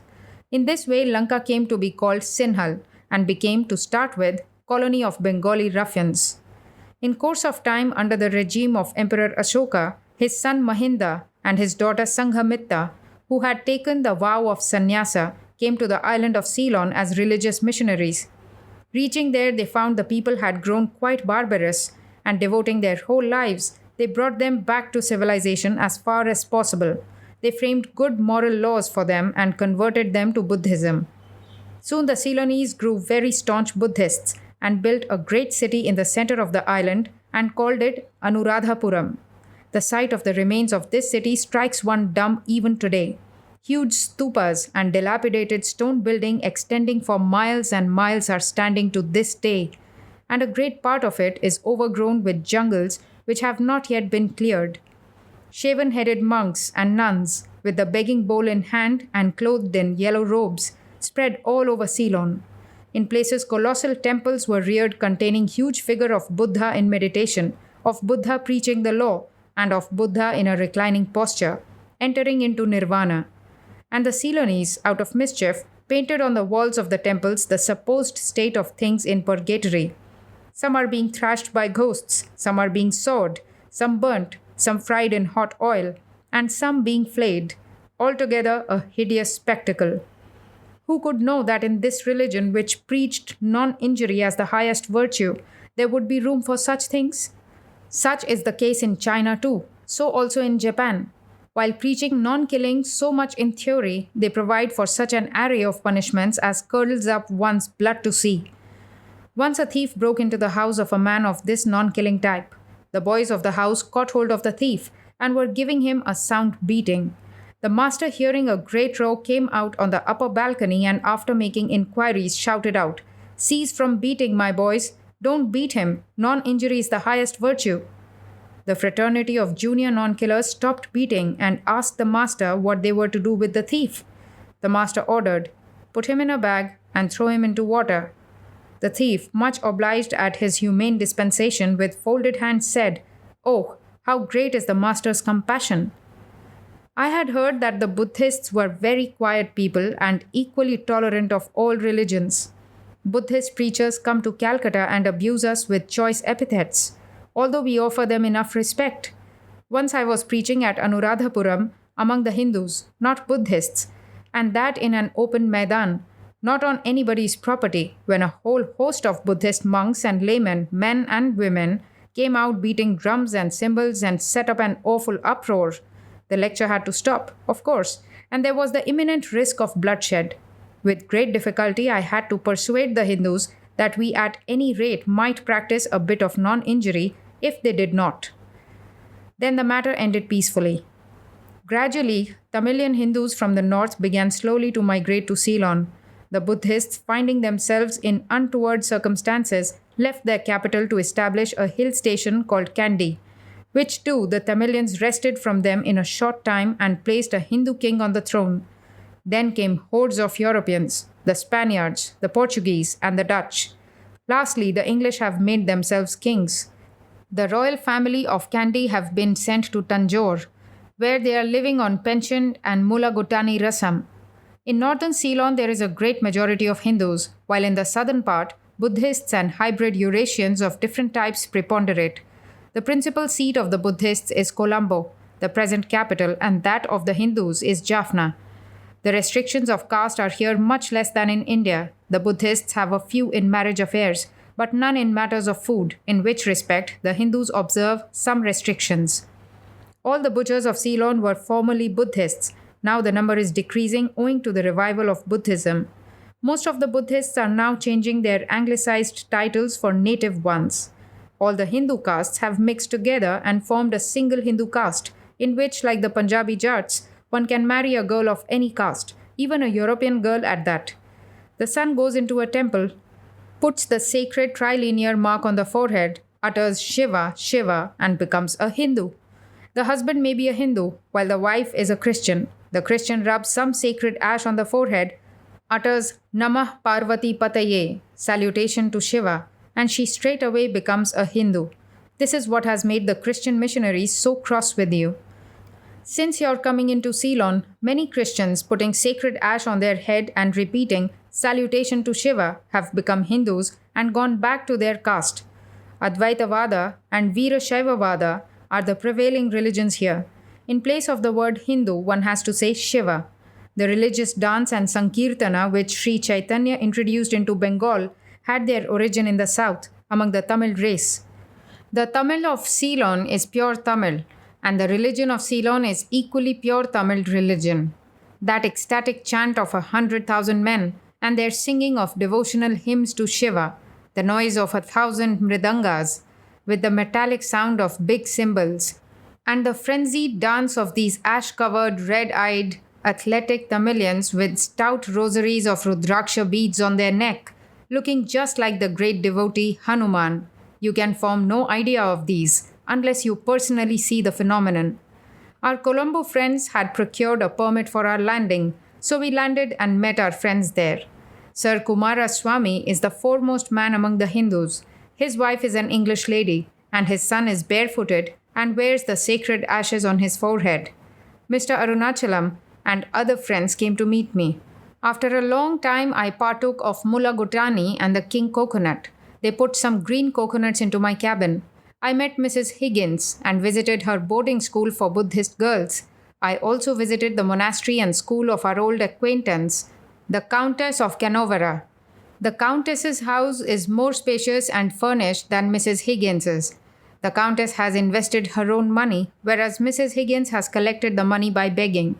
The Countess herself wears a gerua cloth after the mode of the Bengali sari. The Ceylonese Buddhists have taken a great fancy to this fashion, I found. I noticed carriage after carriage of women, all wearing the same Bengali sari. The principal place of pilgrimage for the Buddhists is the Dalada Maligawa, or Tooth Temple at Kandy, which contains a tooth of Lord Buddha. The Ceylonese say it was at first in the Jagannath Temple at Puri and after many vicissitudes reached Ceylon, where also there was no little trouble over it. Now it is lying safe. The Ceylonese have kept good historical records of themselves, not like those of ours, merely cock and bull stories. And the Buddhist scriptures also are well preserved here in the ancient Magadhi dialect. From here, the Buddhist religion spread to Burma, Siam, and other countries. The Ceylonese Buddhists recognize only Shakyamuni mentioned in their scriptures and try to follow his precepts. They do not, like the people of Nepal, Sikkim, Bhutan, Ladakh, China, and Japan, worship Shiva and do not know the worship with mystical mantras of such goddesses as Tara Devi and so forth. But they believe in possession by spirits and things of that sort. The Buddhists have now split into two schools, the northern and the southern. The northern school calls itself the Mahayana, and the southern school, comprising the Ceylonese, Burmese, Siamese, etc., Hinayana. The Mahayana branch worships Buddha in name only. Their real worship is of Tara Devi and of Avalokiteshvara, whom the Japanese, Chinese, and Koreans called Wanyin. And there is much use of various cryptic rites and mantras. The Tibetans are the real demons of Shiva. They all worship Hindu gods. Play the damaru, keep human skulls, blow horns made of the bones of dead monks, are much given to wine and meat, and are always exorcising evil spirits and curing diseases by means of mystical incantations. In China and Japan, on the walls of all the temples, I have observed various monosyllabic mantras written in big gilt letters, which approach the Bengali characters so much that you can easily make out the resemblance. Alasinga returned to Madras from Colombo, and we also got on board our ship with presents of some lemons from the orchard of Kumaraswamy, some king coconuts, and 2 bottles of syrup, etc. The god Kartikeya has various names, such as Subramanya, Kumaraswamy, etc. In the south, the worship of this god is much in vogue. They call Kartikeya an incarnation of the sacred formula Om. The ship left Colombo on the morning of 25th June. Now we have to encounter full monsoon conditions. The more our ship is advancing, the more is the storm increasing and the louder is the wind howling. There is incessant rain and enveloping darkness. Huge waves are dashing on the ship's deck with a terrible noise, so that it is impossible to stay on the deck. The dining table has been divided into small squares by means of wood partitions, placed lengthwise and breadthwise, called fiddle, out of which the food articles are jumping up. The ship is creaking, as if it were going to break to pieces. The captain says, "Well, this year's monsoon seems to be unusually rough." The captain is a very interesting person who spent many years in the Chinese Sea and Indian Ocean, a very entertaining fellow, very clever in telling cock and bull stories. Numerous stories of pirates, how Chinese coolies used to kill ship's officers, loot the whole ship and escape, and other stories of that ilk he is narrating. And there is nothing else to do, for reading or writing is out of the question in such heavy rolling. It is extremely difficult to sit inside the cabin. The window has been shut for fear of the waves getting in. One day, Brother T kept it slightly ajar, and a fragment of a wave entered and flooded the whole cabin. And who can describe the heaving and tossing on the deck? Amid such conditions, you must remember, the work for your Udbodhan is going on to a certain extent. There are 2 Christian missionary passengers on our ship, one of whom is an American with a family, a very good man, named Bogesh. He has been married 7 years, and his children number half a dozen. The servants call it God's special grace, though the children perhaps feel differently.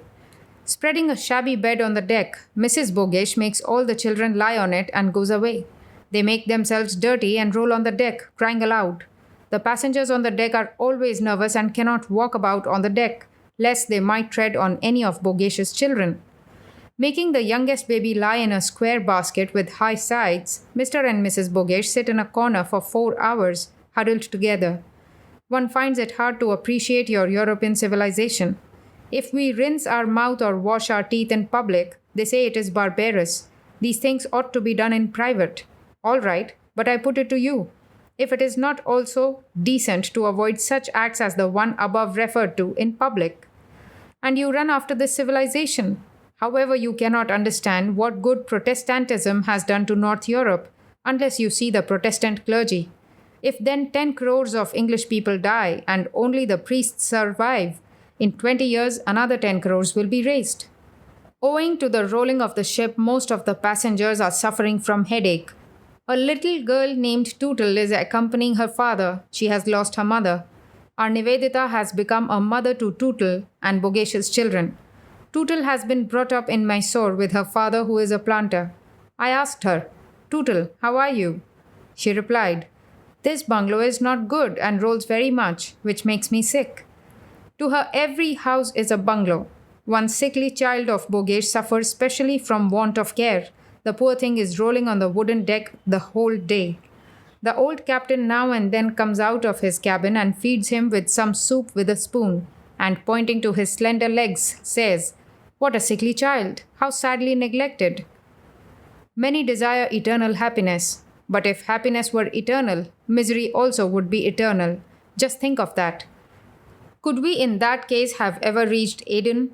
Fortunately, neither happiness nor misery is eternal. Therefore, in spite of our 6 days' journey being prolonged into 14 days, and our buffeting terrible wind and rain night and day, we at last did reach Eden. The more we were ahead of Colombo, the more the storm and rain increased. The sky became a lake, and the wind and the waves grew fierce, and it was almost impossible for the ship to proceed, breasting such wind and wave, and her speed was halved. Near the island of Socotra, the monsoon was at its worst. The captain remarked that this was the center of the monsoon, and that if we could pass this, we should gradually reach calmer waters, and so we did, and this nightmare also ended. On the evening of the 8th, we reached Aden. No one, white or black, is allowed to land, neither is any cargo allowed into the ship. And there are not many things worth seeing here. You have only barren stretches of sand, bearing some resemblance to Rajputana, and treeless, verdureless hills.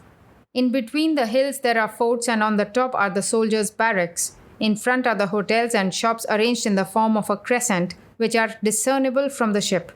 Many ships are lying in anchor. One English and one German man of war came in. The rest are either cargo or passenger ships. I had visited the town last time. Behind the hills are the native barracks and the bazaar. A few miles from there are big pits dug into the sides of the hills, where the rainwater accumulates. Formerly, that was the only source of water.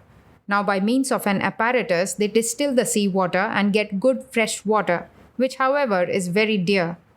Aden is just like an Indian town, with its large percentage of Indian civil and military population. There are a good many Parsi shopkeepers and Sindhi merchants. Aden is a very ancient place. The Roman Emperor Constantius sent a batch of missionaries here to preach Christianity.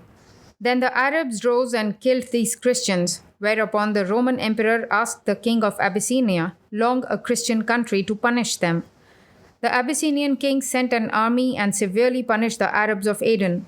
Afterwards, Aden passed into the hands of the Samanidi kings of Persia. It is they who are reputed to have first excavated those caves for the accumulation of water. Then, after the rise of Mohammedanism, Aden passed into the hands of the Arabs. After a certain time, a Portuguese general made ineffectual attempts to capture the place.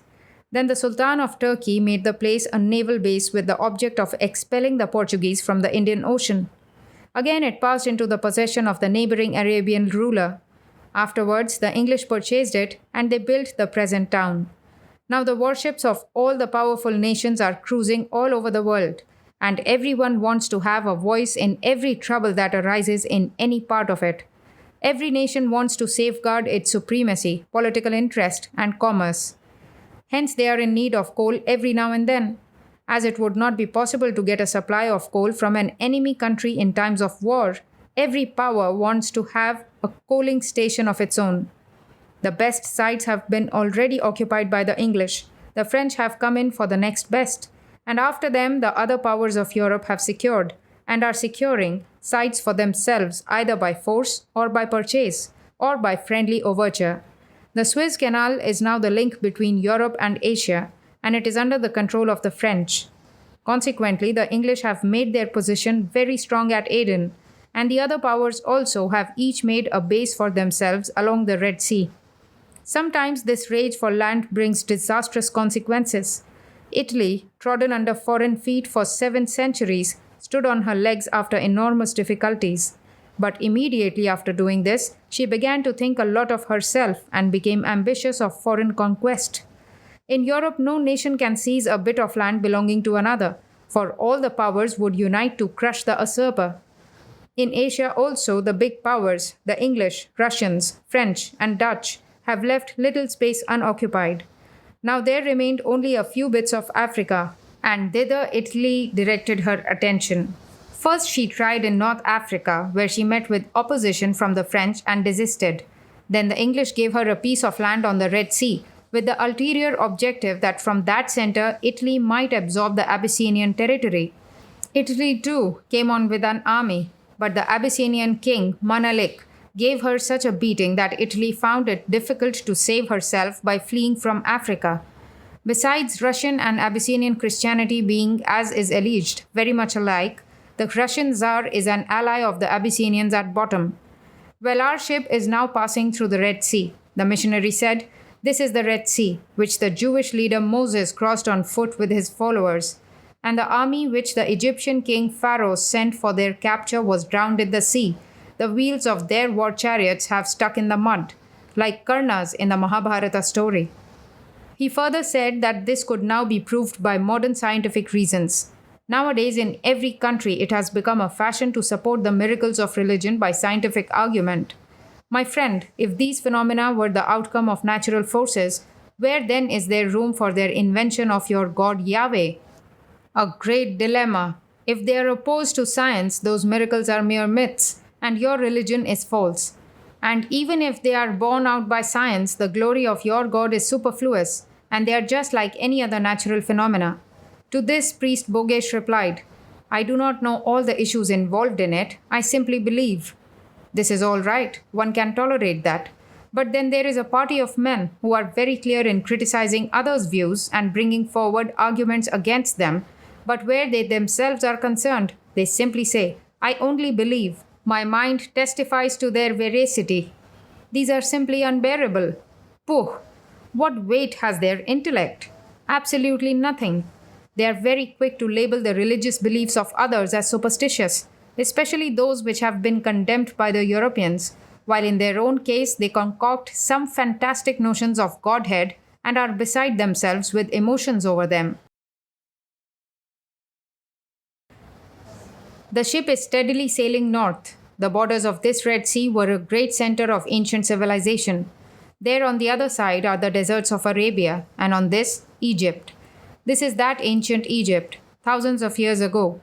These Egyptians, starting from Punt, probably Malabar, crossed the Red Sea and steadily extended their kingdom till they reached Egypt. Wonderful was the expansion of their power, their territory, and their civilization. The Greeks were the disciples of these.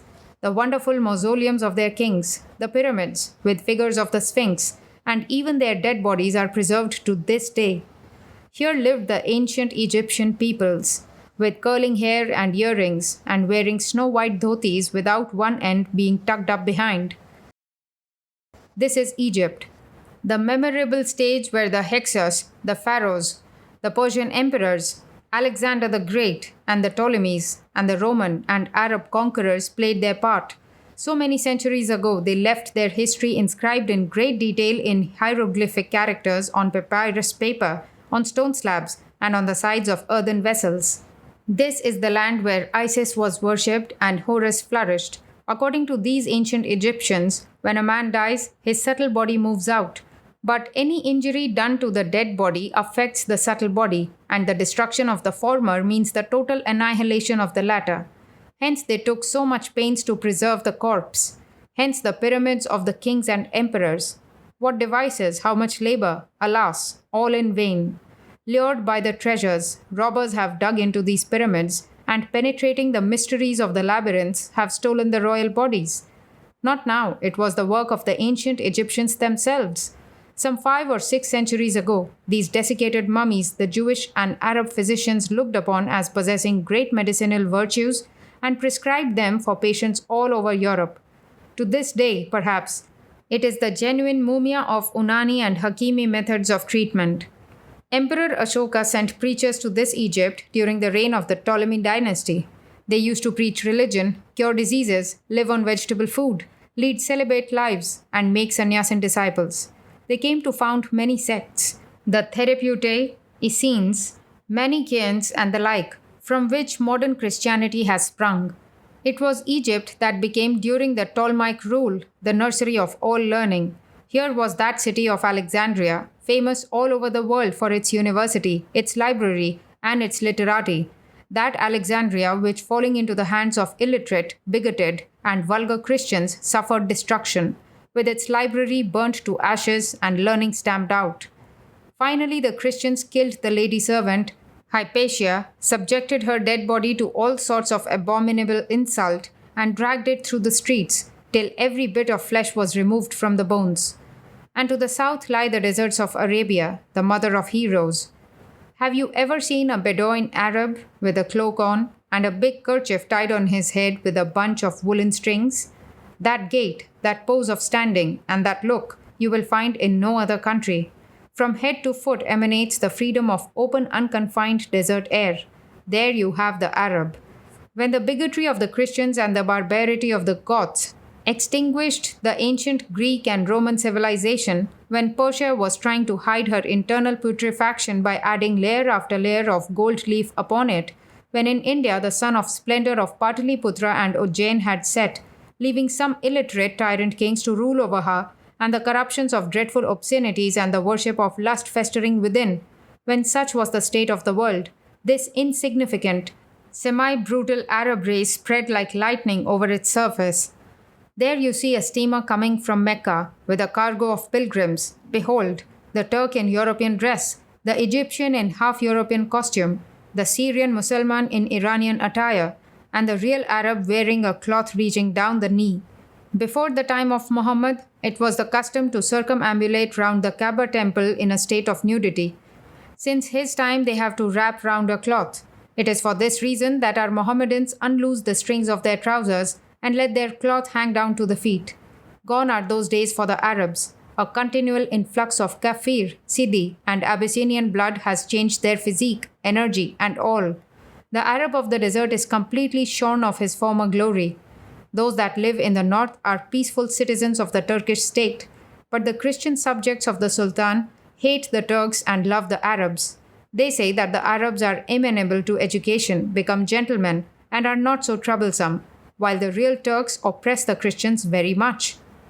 Though the desert is very hot, that heat is not enervating. There is no further trouble if you cover your body and head against it. Dry heat is not only not enervating, on the contrary, it has a marked toning effect. The people of Rajputana, Arabia, and Africa are illustrations of this. In certain districts of Marwar, men, cattle, horses, and all are strong and of great stature. It is a joy to look at the Arabs and Sidis. Where the heat is moist, as in Bengal, the body is very much enervated, and every animal is weak. The very name of the Red Sea strikes terror into the hearts of the passengers. It is so dreadfully hot, especially in summer, as it is now. Everyone is seated on the deck and recounts a story of some terrible accident, according to his knowledge. The captain has outbidden them all.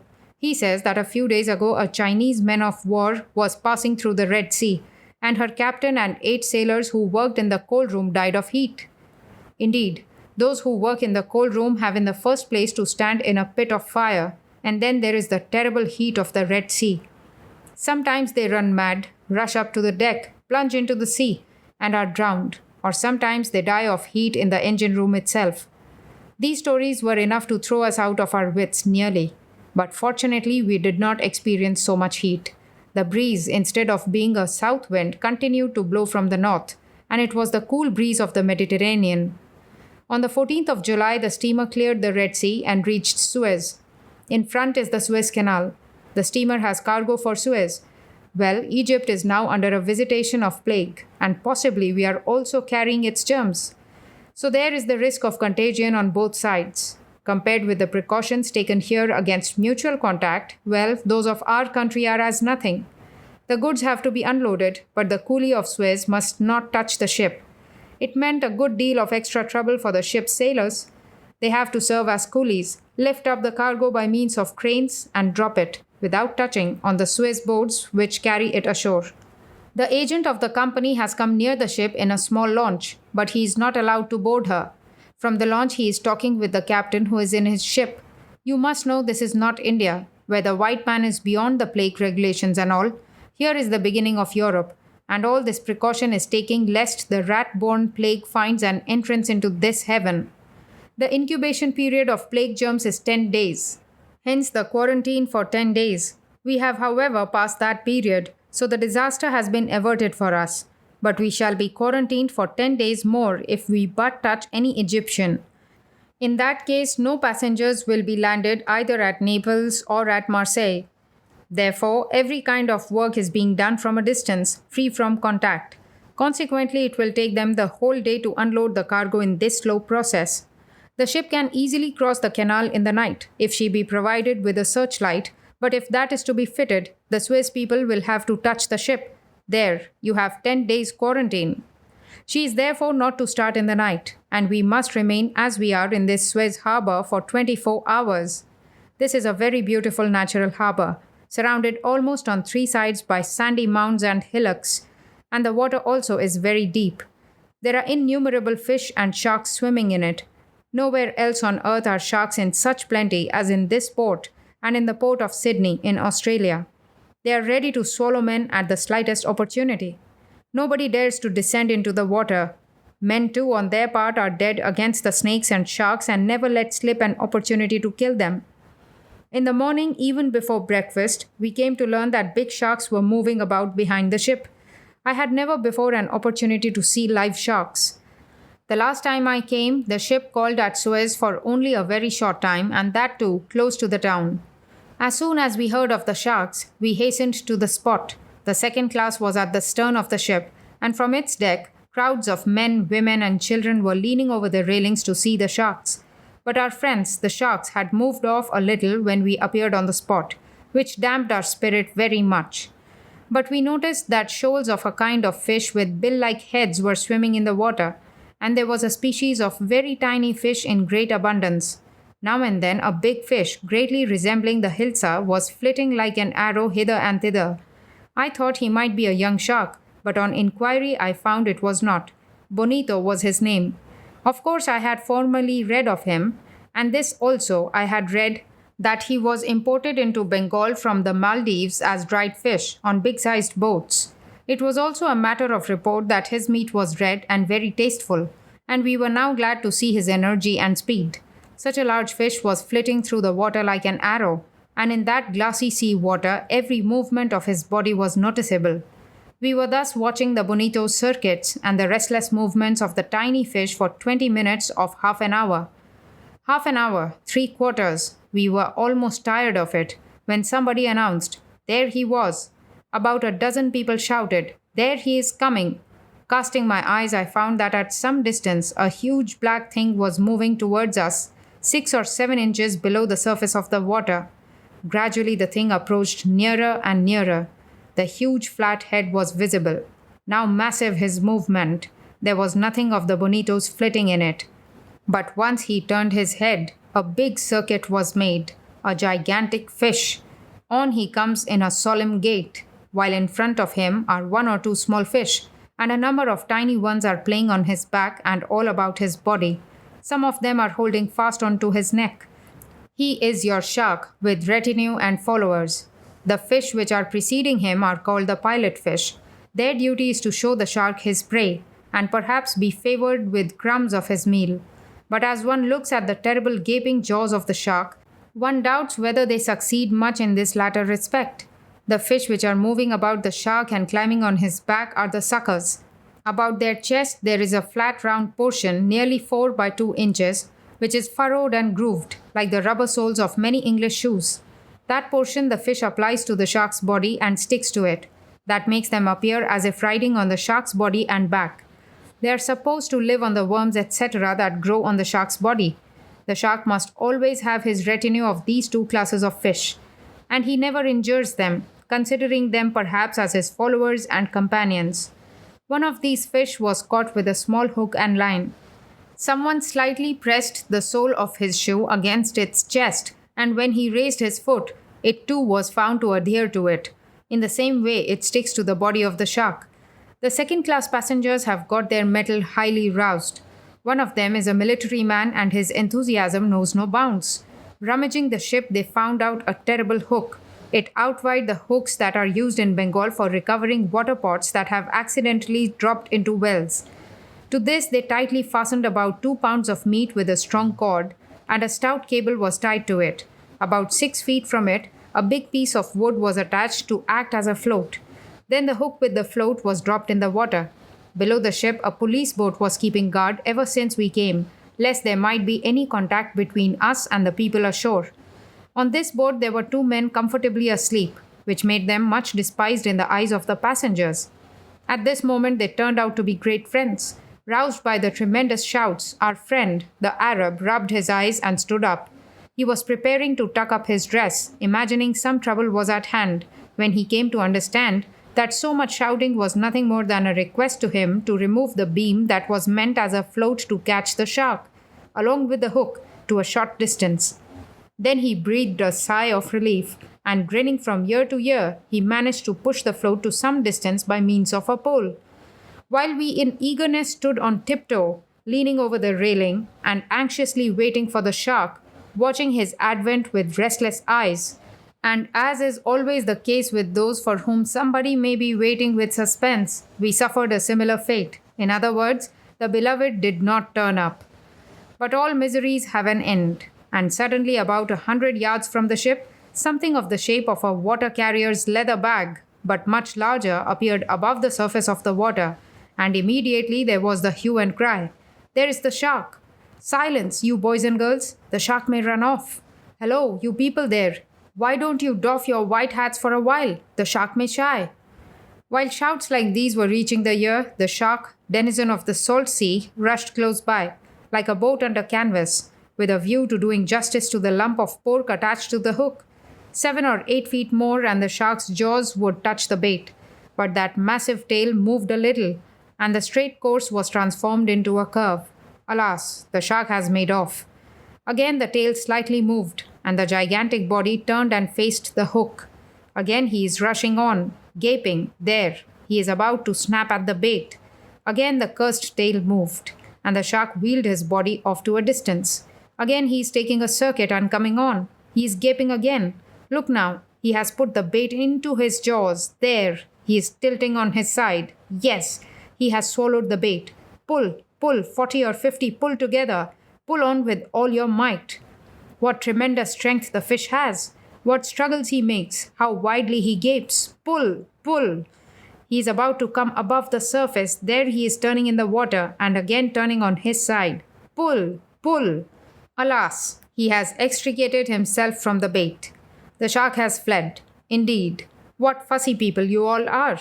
You could not wait to give him some time to swallow the bait, and you were impatient enough to pull so soon as he turned on his side. However, it is no use crying over spilt milk. The shark was rid of the hook and made a clean run ahead. Whether he taught the pilot fish a good lesson, we have got no information, but the fact was that the shark was clean off, and he was tiger-like, having black stripes over his body like a tiger. However, the tiger, with a view to avoiding the dangerous vicinity of the hook, disappeared with his retinue of pilots and suckers. But there is no need of giving up hopes altogether, for there, just by the side of the retreating tiger, is coming on another, a huge flat-headed creature. Alas, sharks have no language. Otherwise, Tiger would surely have made an open breast of his secret to the newcomer and thus warned him. He would certainly have said, "Hello, my friend, beware, there is a new creature come over there, whose flesh is very tasteful and savory. But what hard bones! Well, I have been born and brought up as a shark these many years and have devoured lots of animals, living, dead, and half dead, and filled my stomach with lots of bones, bricks, and stones, and wooden stuff. But compared with these bones, they are as butter, I tell you. Look, what has become of my teeth and jaws?" And along with this, he would certainly have shown to the newcomer those gaping jaws reaching almost to half his body, and the other two, with characteristic experience of maturer years, would have prescribed for him one or other of such infallible marine remedies as the bile of one fish, the spleen of another, the cooling broth of oysters, and so forth. But since nothing of the kind took place, we must conclude that either the sharks are sadly in want of a language, or that they may have one, but it is impossible to talk under water. Therefore, until some characters fit for the sharks are discovered, it is impossible to use that language. Or it may be that Tiger, mixing too much in human company, has imbibed a bit of human disposition too, and therefore, instead of giving out the real truth, asked Flathead, with a smile, if he was doing well, and bade him goodbye. Shall I alone be befooled? Then Bengali poem has it. First goes Bhagiratha blowing his conch, then comes Ganga bringing up the rear, etc. Well, of course, no blowing of the conch is heard, but first are going the pilot fish, and behind them comes Flathead, moving his massive body, while round about him dance the suckers. Ah, who can resist such a tempting bait? For a space of 5 yards on all sides, the surface of the sea is glossy with a film of fat, and it is for Flathead himself to say how far the fragrance thereof has spread. Besides, what a spectacle it is! White and red and yellow, all in one place. It was real English poke, tied round a huge black hook, heaving under water most temptingly. Silence now, everyone. Don't move about, and see that you don't be too hasty, but take care to keep close to the cable. There, he is moving near the hook and examining the bait, putting it in his jaws. Let him do so. Hush, now he has turned on his side. Look, he is swallowing it whole. Silence. Give him time to do it. Then, as Flathead, turning on his side, had leisurely swallowed the bait, and was about to depart. Immediately there was a pull behind. Flathead, astonished, jerked his head and wanted to throw the bait off, but it made matters worse. The hook pierced him, and from above, men, young and old, began to pull violently at the cable. Look, the head of the shark is above water. Pull, brothers, pull. There, about half the shark's body is above water. Oh, what jaws! It is all jaws and throat, it seems. Pull on. Ah, the whole of it is clear of water. There. The hook has pierced his jaws through and through. Pull on. Wait, wait. Hello, you Arab police boatman. Will you tie a string round his tail? He is such a huge monster that it is difficult to haul him up otherwise. Take care, brother. A blow from that tail is enough to fracture a horse's leg. Pull on. Oh, how very heavy. Good God, what have we here? Indeed, what is it that hangs down from under the shark's belly? Are they not the entrails? His own weight has forced them out. All right, cut them off and let them drop into the sea. That will make the weight lighter. Pull on, brothers. Oh, it is a fountain of blood. No, there is no use trying to save the clothes. Pull, he is almost within reach. Now set him on the deck. Take care, brother. Be very careful. If he but charges on anybody, he will bite off a whole arm. And beware of that tail. Now, slacken the rope. Thud. Lord, what a big shark. And with what a thud he fell on board the ship. Well, one cannot be too careful.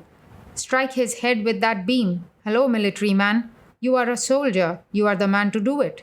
Quite so. The military passenger, with body and clothes splashed with blood, raised the beam and began to land heavy blows on the shark's head. And the women went on shrieking, "Oh dear, how cruel! Don't kill him!" and so forth, but never stopped seeing the spectacle. Let that gruesome scene end here. How the shark's belly was ripped open, how a torrent of blood flowed, how the monster continued to shake and move for a long time even after his entrails and heart had been taken off, and his body dismembered, how from his stomach a heap of bones, skin, flesh, and wood, etc. came out. Let all these topics go. Suffice it to say that I had my meal almost spoilt that day. Everything smelt of that shark. This Suez Canal is a triumph of canal engineering. It was dug by a French engineer, Ferdinand de Lesseps. By connecting the Mediterranean with the Red Sea, it has greatly facilitated the commerce between Europe and India. Of all the causes which have worked for the present state of human civilization from the ancient times, the commerce of India is perhaps the most important. From time immemorial, India has beaten all other countries in point of fertility and commercial industries. Up till a century ago, the whole of the world's demand for cotton cloth, cotton, jute, indigo, lac, rice, diamonds, and pearls, etc., used to be supplied from India. Moreover, no other country could produce such excellent silk and woolen fabrics like the king cob, etc., as India. Again, India has been the land of various spices such as cloves, cardamom, pepper, nutmeg, and mace. Naturally, therefore, from very ancient times, whatever country became civilized at any particular epoch depended upon India for those commodities. This trade used to follow two main routes. One was through land, via Afghanistan and Persia, and the other was by sea, through the Red Sea. After his conquest of Persia, Alexander the Great dispatched a general named Nearchus to explore a sea route passing by the mouth of the Indus across the ocean and through the Red Sea. Most people are ignorant of the extent to which the opulence of ancient countries like Babylon, Persia, Greece, and Rome depended on Indian commerce. After the downfall of Rome, Baghdad in Mohammedan territory, and Venice, and Genoa in Italy became the chief western marts of Indian commerce. And when the Turks made themselves masters of the Roman Empire and closed the trade route to India for the Italians, then Christopher Columbus, Cristobal Colon, a Spaniard or Genoese, tried to explore a new route to India across the Atlantic, which resulted in the discovery of the American continent. Even after reaching America, Columbus could not get rid of the delusion that it was India. It is therefore that the aborigines of America are to this day designated as Indians. In the Vedas, we find both names, Sindhu and Indu. For the Indus, the Persians transformed them into Hindu and the Greeks into Indus, whence we derived the words India and Indian. With the rise of Mohammedanism, the word Hindu became degraded and meant a dark skinned fellow, as is the case with the word native now. The Portuguese, in the meantime, discovered a new route to India, doubling Africa. The fortune of India smiled on Portugal. Then came the turn of the French, the Dutch, the Danes, and the English. Indian commerce, Indian revenue, and all are now in the possession of the English. It is therefore that they are the foremost of all nations now. But now, Indian products are being grown in countries like America and elsewhere, even better than in India, and she has therefore lost something of her prestige. This the Europeans are unwilling to admit, that India, the India of natives, is the chief means and resources of their wealth and civilization, is a fact which they refuse to admit or even understand. We too, on our part, must not cease to bring it home to them. Just weigh the matter in your mind. Those uncared for lower classes of India, the peasants and weavers and the rest, who have been conquered by foreigners and are looked down upon by their own people. It is they who from time immemorial have been working silently, without even getting the remuneration of their labors. But what great changes are taking place slowly, all over the world, in pursuance of nature's law. Countries, civilizations, and supremacy are undergoing revolutions. Ye laboring classes of India, as a result of your silent, constant labors, Babylon, Persia, Alexandria, Greece, Rome, Venice, Genoa, Baghdad, Samarkand, Spain, Portugal, France, Denmark, Holland, and England have successively attained supremacy and eminence. And you? Well, who cares to think of you? My dear Swami, your ancestors wrote a few philosophical works, penned a dozen or so epics, or built a number of temples, that is all, and you rend the skies with triumphal shouts, while those whose heart's blood has contributed to all the progress that has been made in the world, well, who cares to praise them? The world-conquering heroes of spirituality, war, and poetry are in the eyes of all, and they have received the homage of mankind. But where nobody looks, no one gives a word of encouragement, where everybody hates, that living amid such circumstances and displaying boundless patience, infinite love, and dauntless practicality, our proletariat are doing their duty in their homes day and night, without the slightest murmur. Well, is there no heroism in this? Many turn out to be heroes when they have got some great task to perform. Even a coward easily gives up his life, and the most selfish man behaves disinterestedly when there is a multitude to cheer them on. But blessed indeed is he who manifests the same unselfishness and devotion to duty in the smallest of acts, unnoticed by all. And it is you who are actually doing this, ye ever trampled laboring classes of India. I bow to you. This Suez Canal is also a thing of remote antiquity.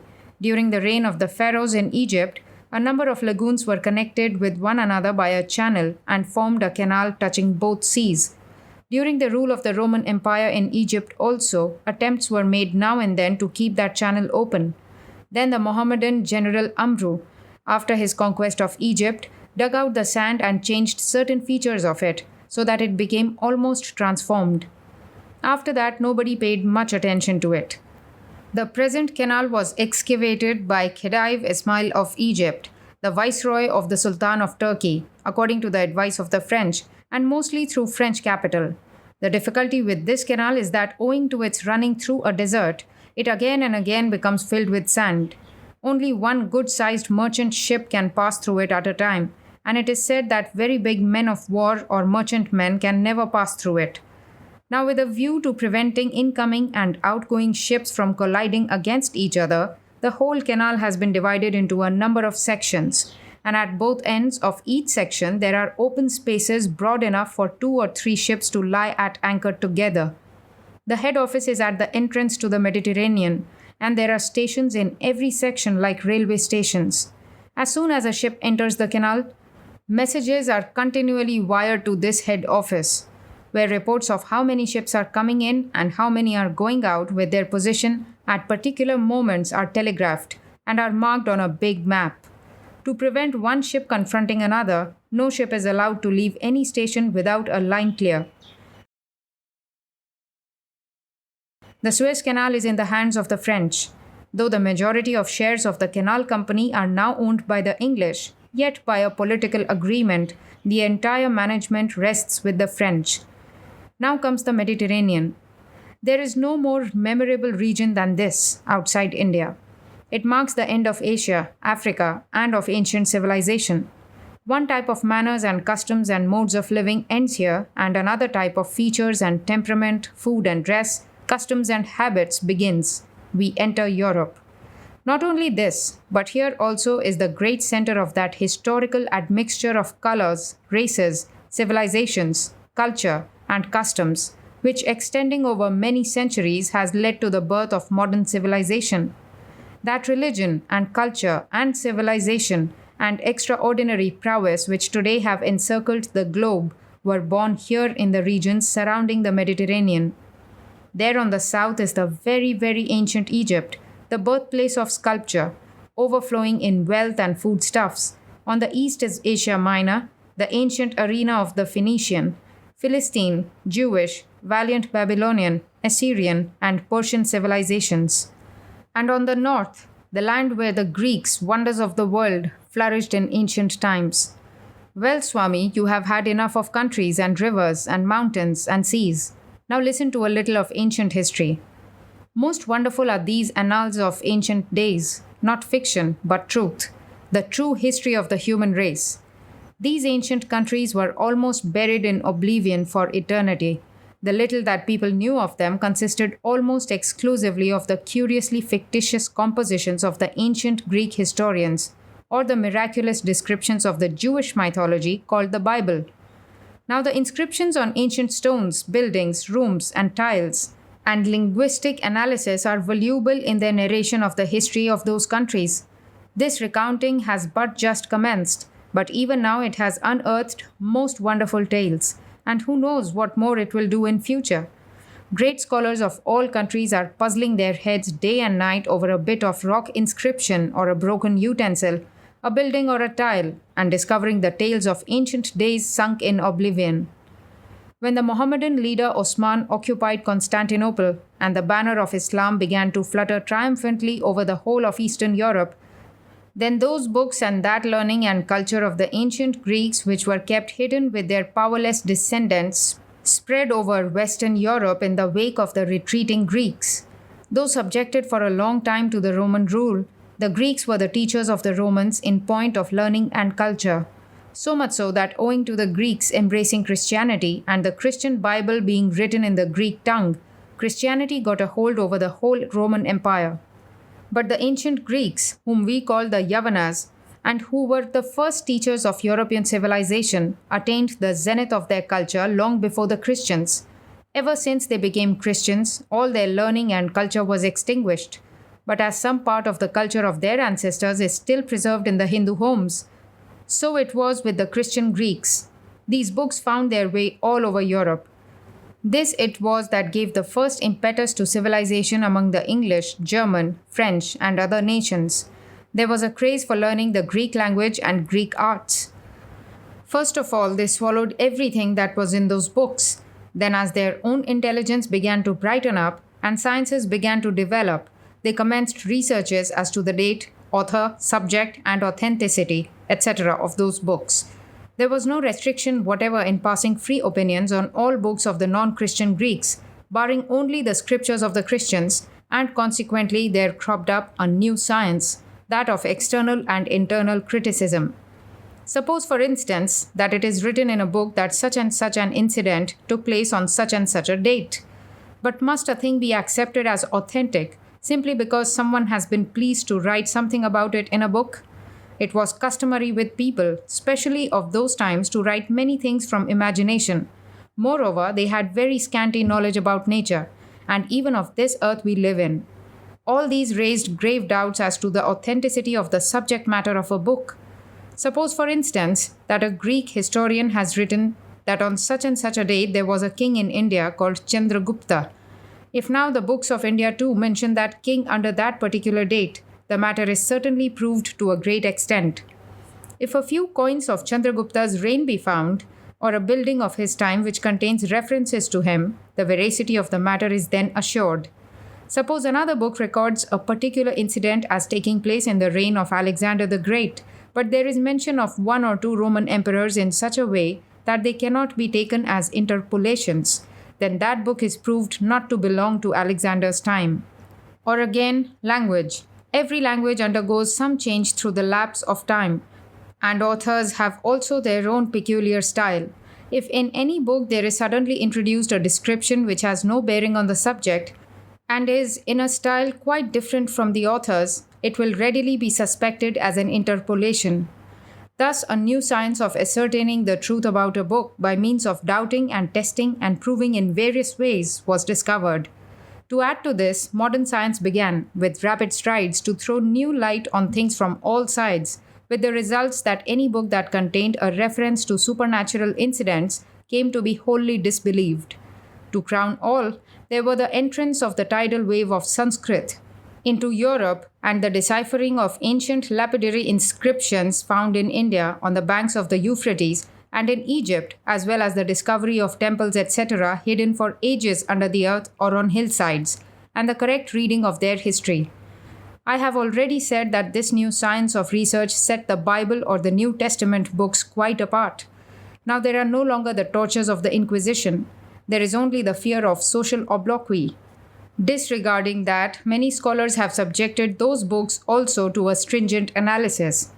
Let us hope that as they mercilessly hack the Hindu and other scriptures to pieces, they will in time show the same moral courage towards the Jewish and Christian scriptures also. Let me give an illustration to explain why I say this. Maspero, a great savant and a highly reputed author on Egyptology, has written a voluminous history of the Egyptians and Babylonians entitled Histoire Ancienne Orientale. A few years ago, I read an English translation of the book by an English archaeologist. This time, on my asking a librarian of the British Museum about certain books on Egypt and Babylon, Maspero's book was mentioned. And when he learned that I had with me an English translation of the book, he said that it would not do, for the translator was a rather bigoted Christian, and wherever Maspero's researchers hate Christianity in any way, he, the translator, had managed to twist and torture those passages. He recommended me to read the book in original French, and on reading I found it was just as he had said, a terrible problem indeed. You know very well what a queer thing religious bigotry is. It makes a mess of truth and untruth. Thenceforth, my faith in the translations of those research works has been greatly shaken. Another new science has developed, ethnology, that is, the classification of men from an examination of their color, hair, physique, shape of the head, language, and so forth. The Germans, though masters in all sciences, are specially expert in Sanskrit and ancient Assyrian culture. Benfey and other German scholars are illustrations of this. The French are skilled in Egyptology. Scholars like Maspero are French. The Dutch are famous for their analysis of Jewish and ancient Christian religions. Writers like Quenin have attained a world celebrity. The English inaugurate many sciences and then leave off. Let me now tell you some of the opinions of these scholars. If you do not like their views, you may fight them, but pray, do not lay the blame on me. According to the Hindus, Jews, ancient Babylonians, Egyptians, and other ancient races, all mankind have descended from the same primeval parents. People do not much believe in this now. Have you ever seen jet black, flat-nosed, thick-lipped, curly-haired Kafirs with receding foreheads? And have you seen the Santals and Andamanis and Bhils with about the same features, but of shorter stature, and with hair less curly? The first class are called Negroes. These live in Africa. The second class are called Negritos, little Negroes. In ancient times, these used to inhabit certain parts of Arabia, portions of the banks of the Euphrates, the southern part of Persia, the whole of India, the Andamans, and other islands, even as far as Australia. In modern times, they are to be met within certain forests and jungles of India, in the Andamans, and in Australia. Have you seen the Lepchas, Bhutias, and Chinese, white or yellow in color, and with straight black hair? They have dark eyes, but these are set so as to form an angle, scanty beard and mustache, a flat face, and very prominent malar bones. Have you seen the Nepalese, Burmese, Siamese, Malays, and Japanese? They have the same shape, but have shorter stature. The two species of this type are called Mongols and Mongoloids, little Mongols. The Mongolians have now occupied the greater part of Asia, It is they who divided into many branches such as the Mongols, Kalmucks, Huns, Chinese, Tatars, Turks, Manchus, Kyrgyz, etc. lead a nomadic life, carrying tents and tending sheep, goats, cattle, and horses, and whenever an opportunity occurs, sweep like a swarm of locusts and unhinge the world. These Chinese and Tibetans alone are an exception to this. They are also known by the name of Turanians. It is the Turan which you find in the popular phrase Iran and Turan. A race of dark color but with straight hair, straight nose, and straight dark eyes used to inhabit ancient Egypt and ancient Babylonia and now live all over India, especially in the southern portion. In Europe also one finds traces of them in rare places. They form one race and have the technical name of Dravidians. Another race has white color, straight eyes, but ears and noses curved and thick towards the tip, receding foreheads, and thick lips, as for instance the people of North Arabia, the modern Jews, and the ancient Babylonians, Assyrians, Phoenicians, etc. Their languages also have a common stock. These are called the Semitic race. And those who speak a language allied to Sanskrit, who have straight noses, mouths, and eyes, a white complexion, black or brown hair, dark or blue eyes, are called Aryans. All the modern races have sprung from an admixture of these races.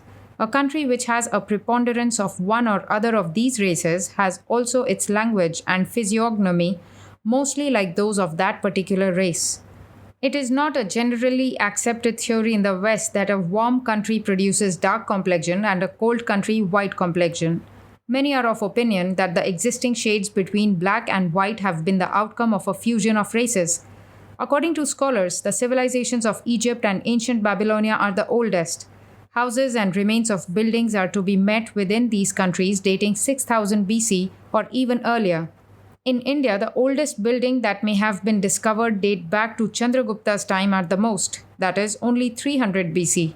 Houses of greater antiquity have not yet been discovered. But there are books, etc., of a far earlier date, which one cannot find in any other country. Pandit Bal Gangadhar Tilak has brought evidence to show that the Vedas of the Hindus existed in the present form at least 5,000 years before the Christian era. The borders of this Mediterranean were the birthplace of that European civilization which has now conquered the world. On these shores, the Semitic races such as the Egyptians, Babylonians, Phoenicians, and Jews, and the Aryan races such as the Persians, Greeks, and Romans fused together to form the modern European civilization. A big stone slab with inscriptions on it, called the Rosetta Stone, was discovered in Egypt. On this there are inscriptions in hieroglyphics, below which there is another kind of writing, and below them all there are inscriptions resembling Greek characters. A scholar conjectured that those three sets of inscriptions presented the same thing, and he deciphered these ancient Egyptian inscriptions with the help of Coptic characters, the Copts being the Christian race who yet inhabit Egypt and who are known as the descendants of the ancient Egyptians. Similarly, the cuneiform characters inscribed on the bricks and tiles of the Babylonians were also gradually deciphered. Meanwhile, certain Indian inscriptions in plough-shaped characters were discovered as belonging to the time of Emperor Ashoka.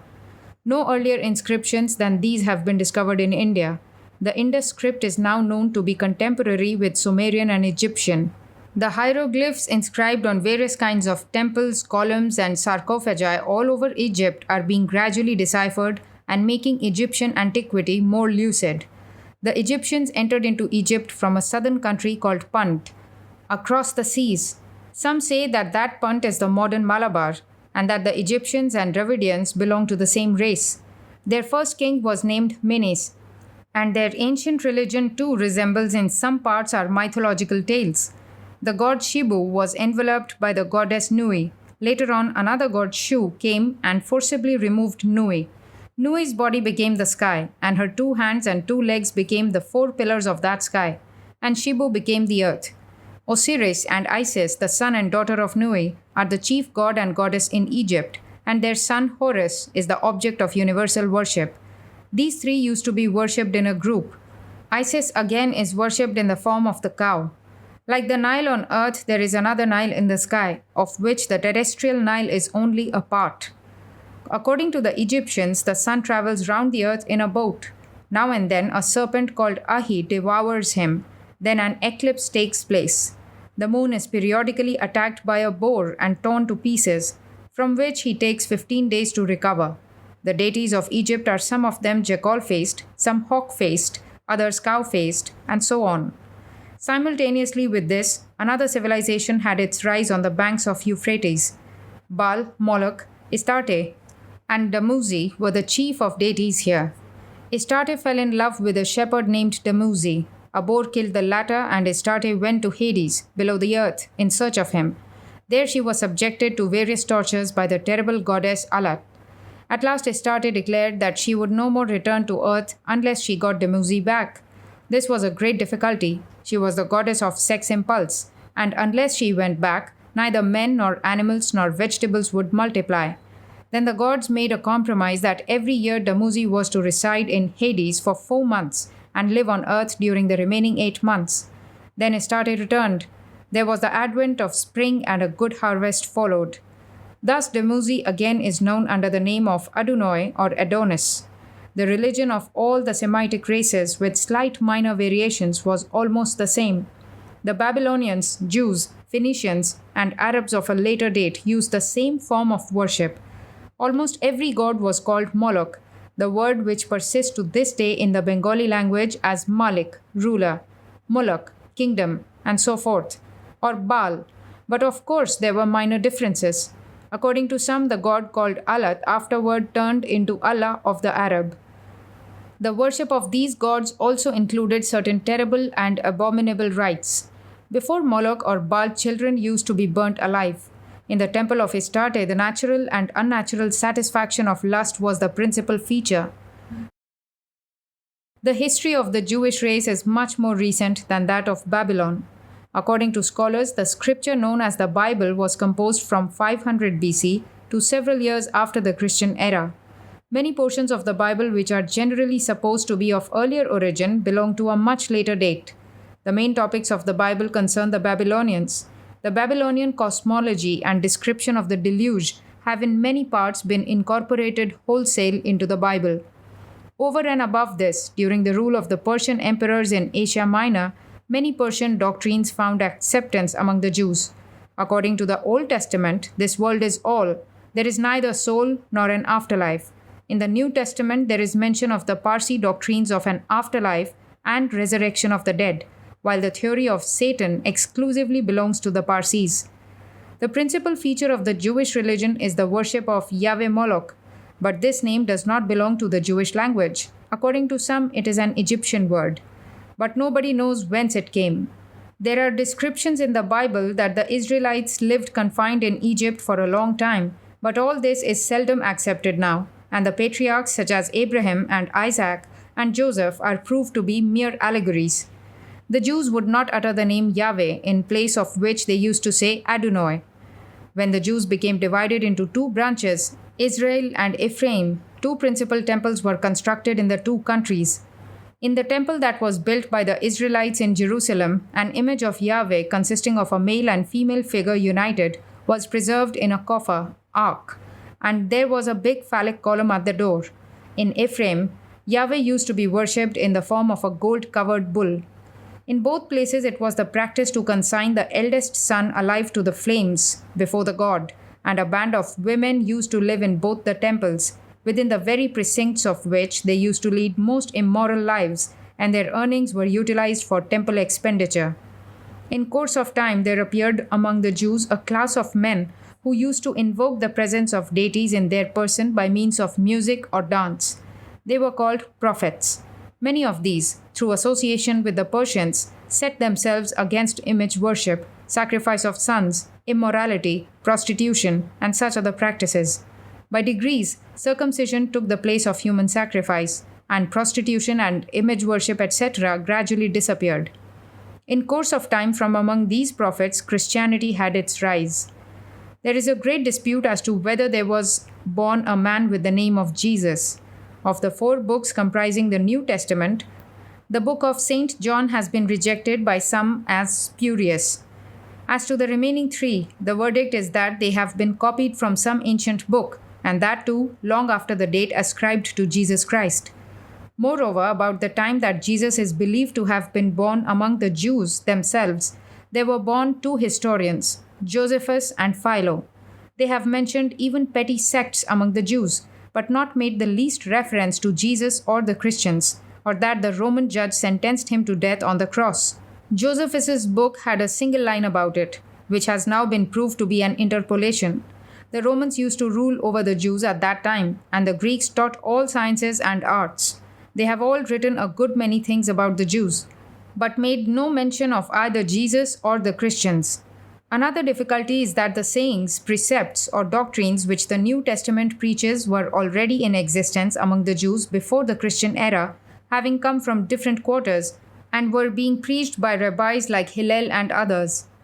These are what scholars say, but they cannot, with safety to their reputation, give oracular verdicts offhand on their own religion, as they are wont to do with regard to alien religions. So they proceed slowly. This is what is called higher criticism. The Western scholars are thus studying the religions, customs, races, etc. of different and far off countries. But we have nothing of the kind in Bengali. And how is it possible? If a man after 10 years of hard labor translates a book of this kind, well, what will he himself live upon? And where will he get the funds to publish his book? In the first place, our country is very poor. And in the second place, there is practically no cultivation of learning. Shall such a day dawn for our country when we shall be cultivating various kinds of arts and sciences? She whose grace makes the dumb eloquent and the lame to scale mountains. She, the Divine Mother, only knows. The ship touched Naples. We reached Italy. The capital of Italy is Rome. Rome, the capital of that ancient, most powerful Roman Empire, whose politics, military science, art of colonization, and foreign conquest are to this day the model for the whole world. After leaving Naples, the ship called at Marseille and then straight at London. You have already heard a good deal about Europe, what they eat, how they dress, what are their manners and customs, and so forth. So I need not write on this. But about European civilization, its origin, its relation to us, and the extent to which we should adopt it, about such things I shall have much to say in future. The body is no respecter of persons, dear brother, so I shall try to speak about them some other time. Or what is the use? Well, who on earth can vie with us, especially the Bengalis, as regards talking and discussing? Show it in action if you can. Let your work proclaim, and let the tongue rest. But let me mention one thing in passing, which is that Europe began to advance from the date that learning and power began to flow in among the poor lower classes. Lots of suffering poor people of other countries, cast off like refuse as it were, find a house and shelter in America. And these are the very backbone of America. It matters little whether rich men and scholars listen to you, understand you, and praise or blame you. They are merely the ornaments, the decorations of the country. It is the millions of poor lower class people who are its life. Numbers do not count, nor does wealth or poverty. A handful of men can throw the world off its hinges, provided they are united in thought, word, and deed. Never forget this conviction. The more opposition there is, the better. Does a river acquire velocity unless there is resistance? The newer and better a thing is, the more opposition it will meet with at the outset. It is opposition which foretells success. Where there is no opposition, there is no success either. Goodbye.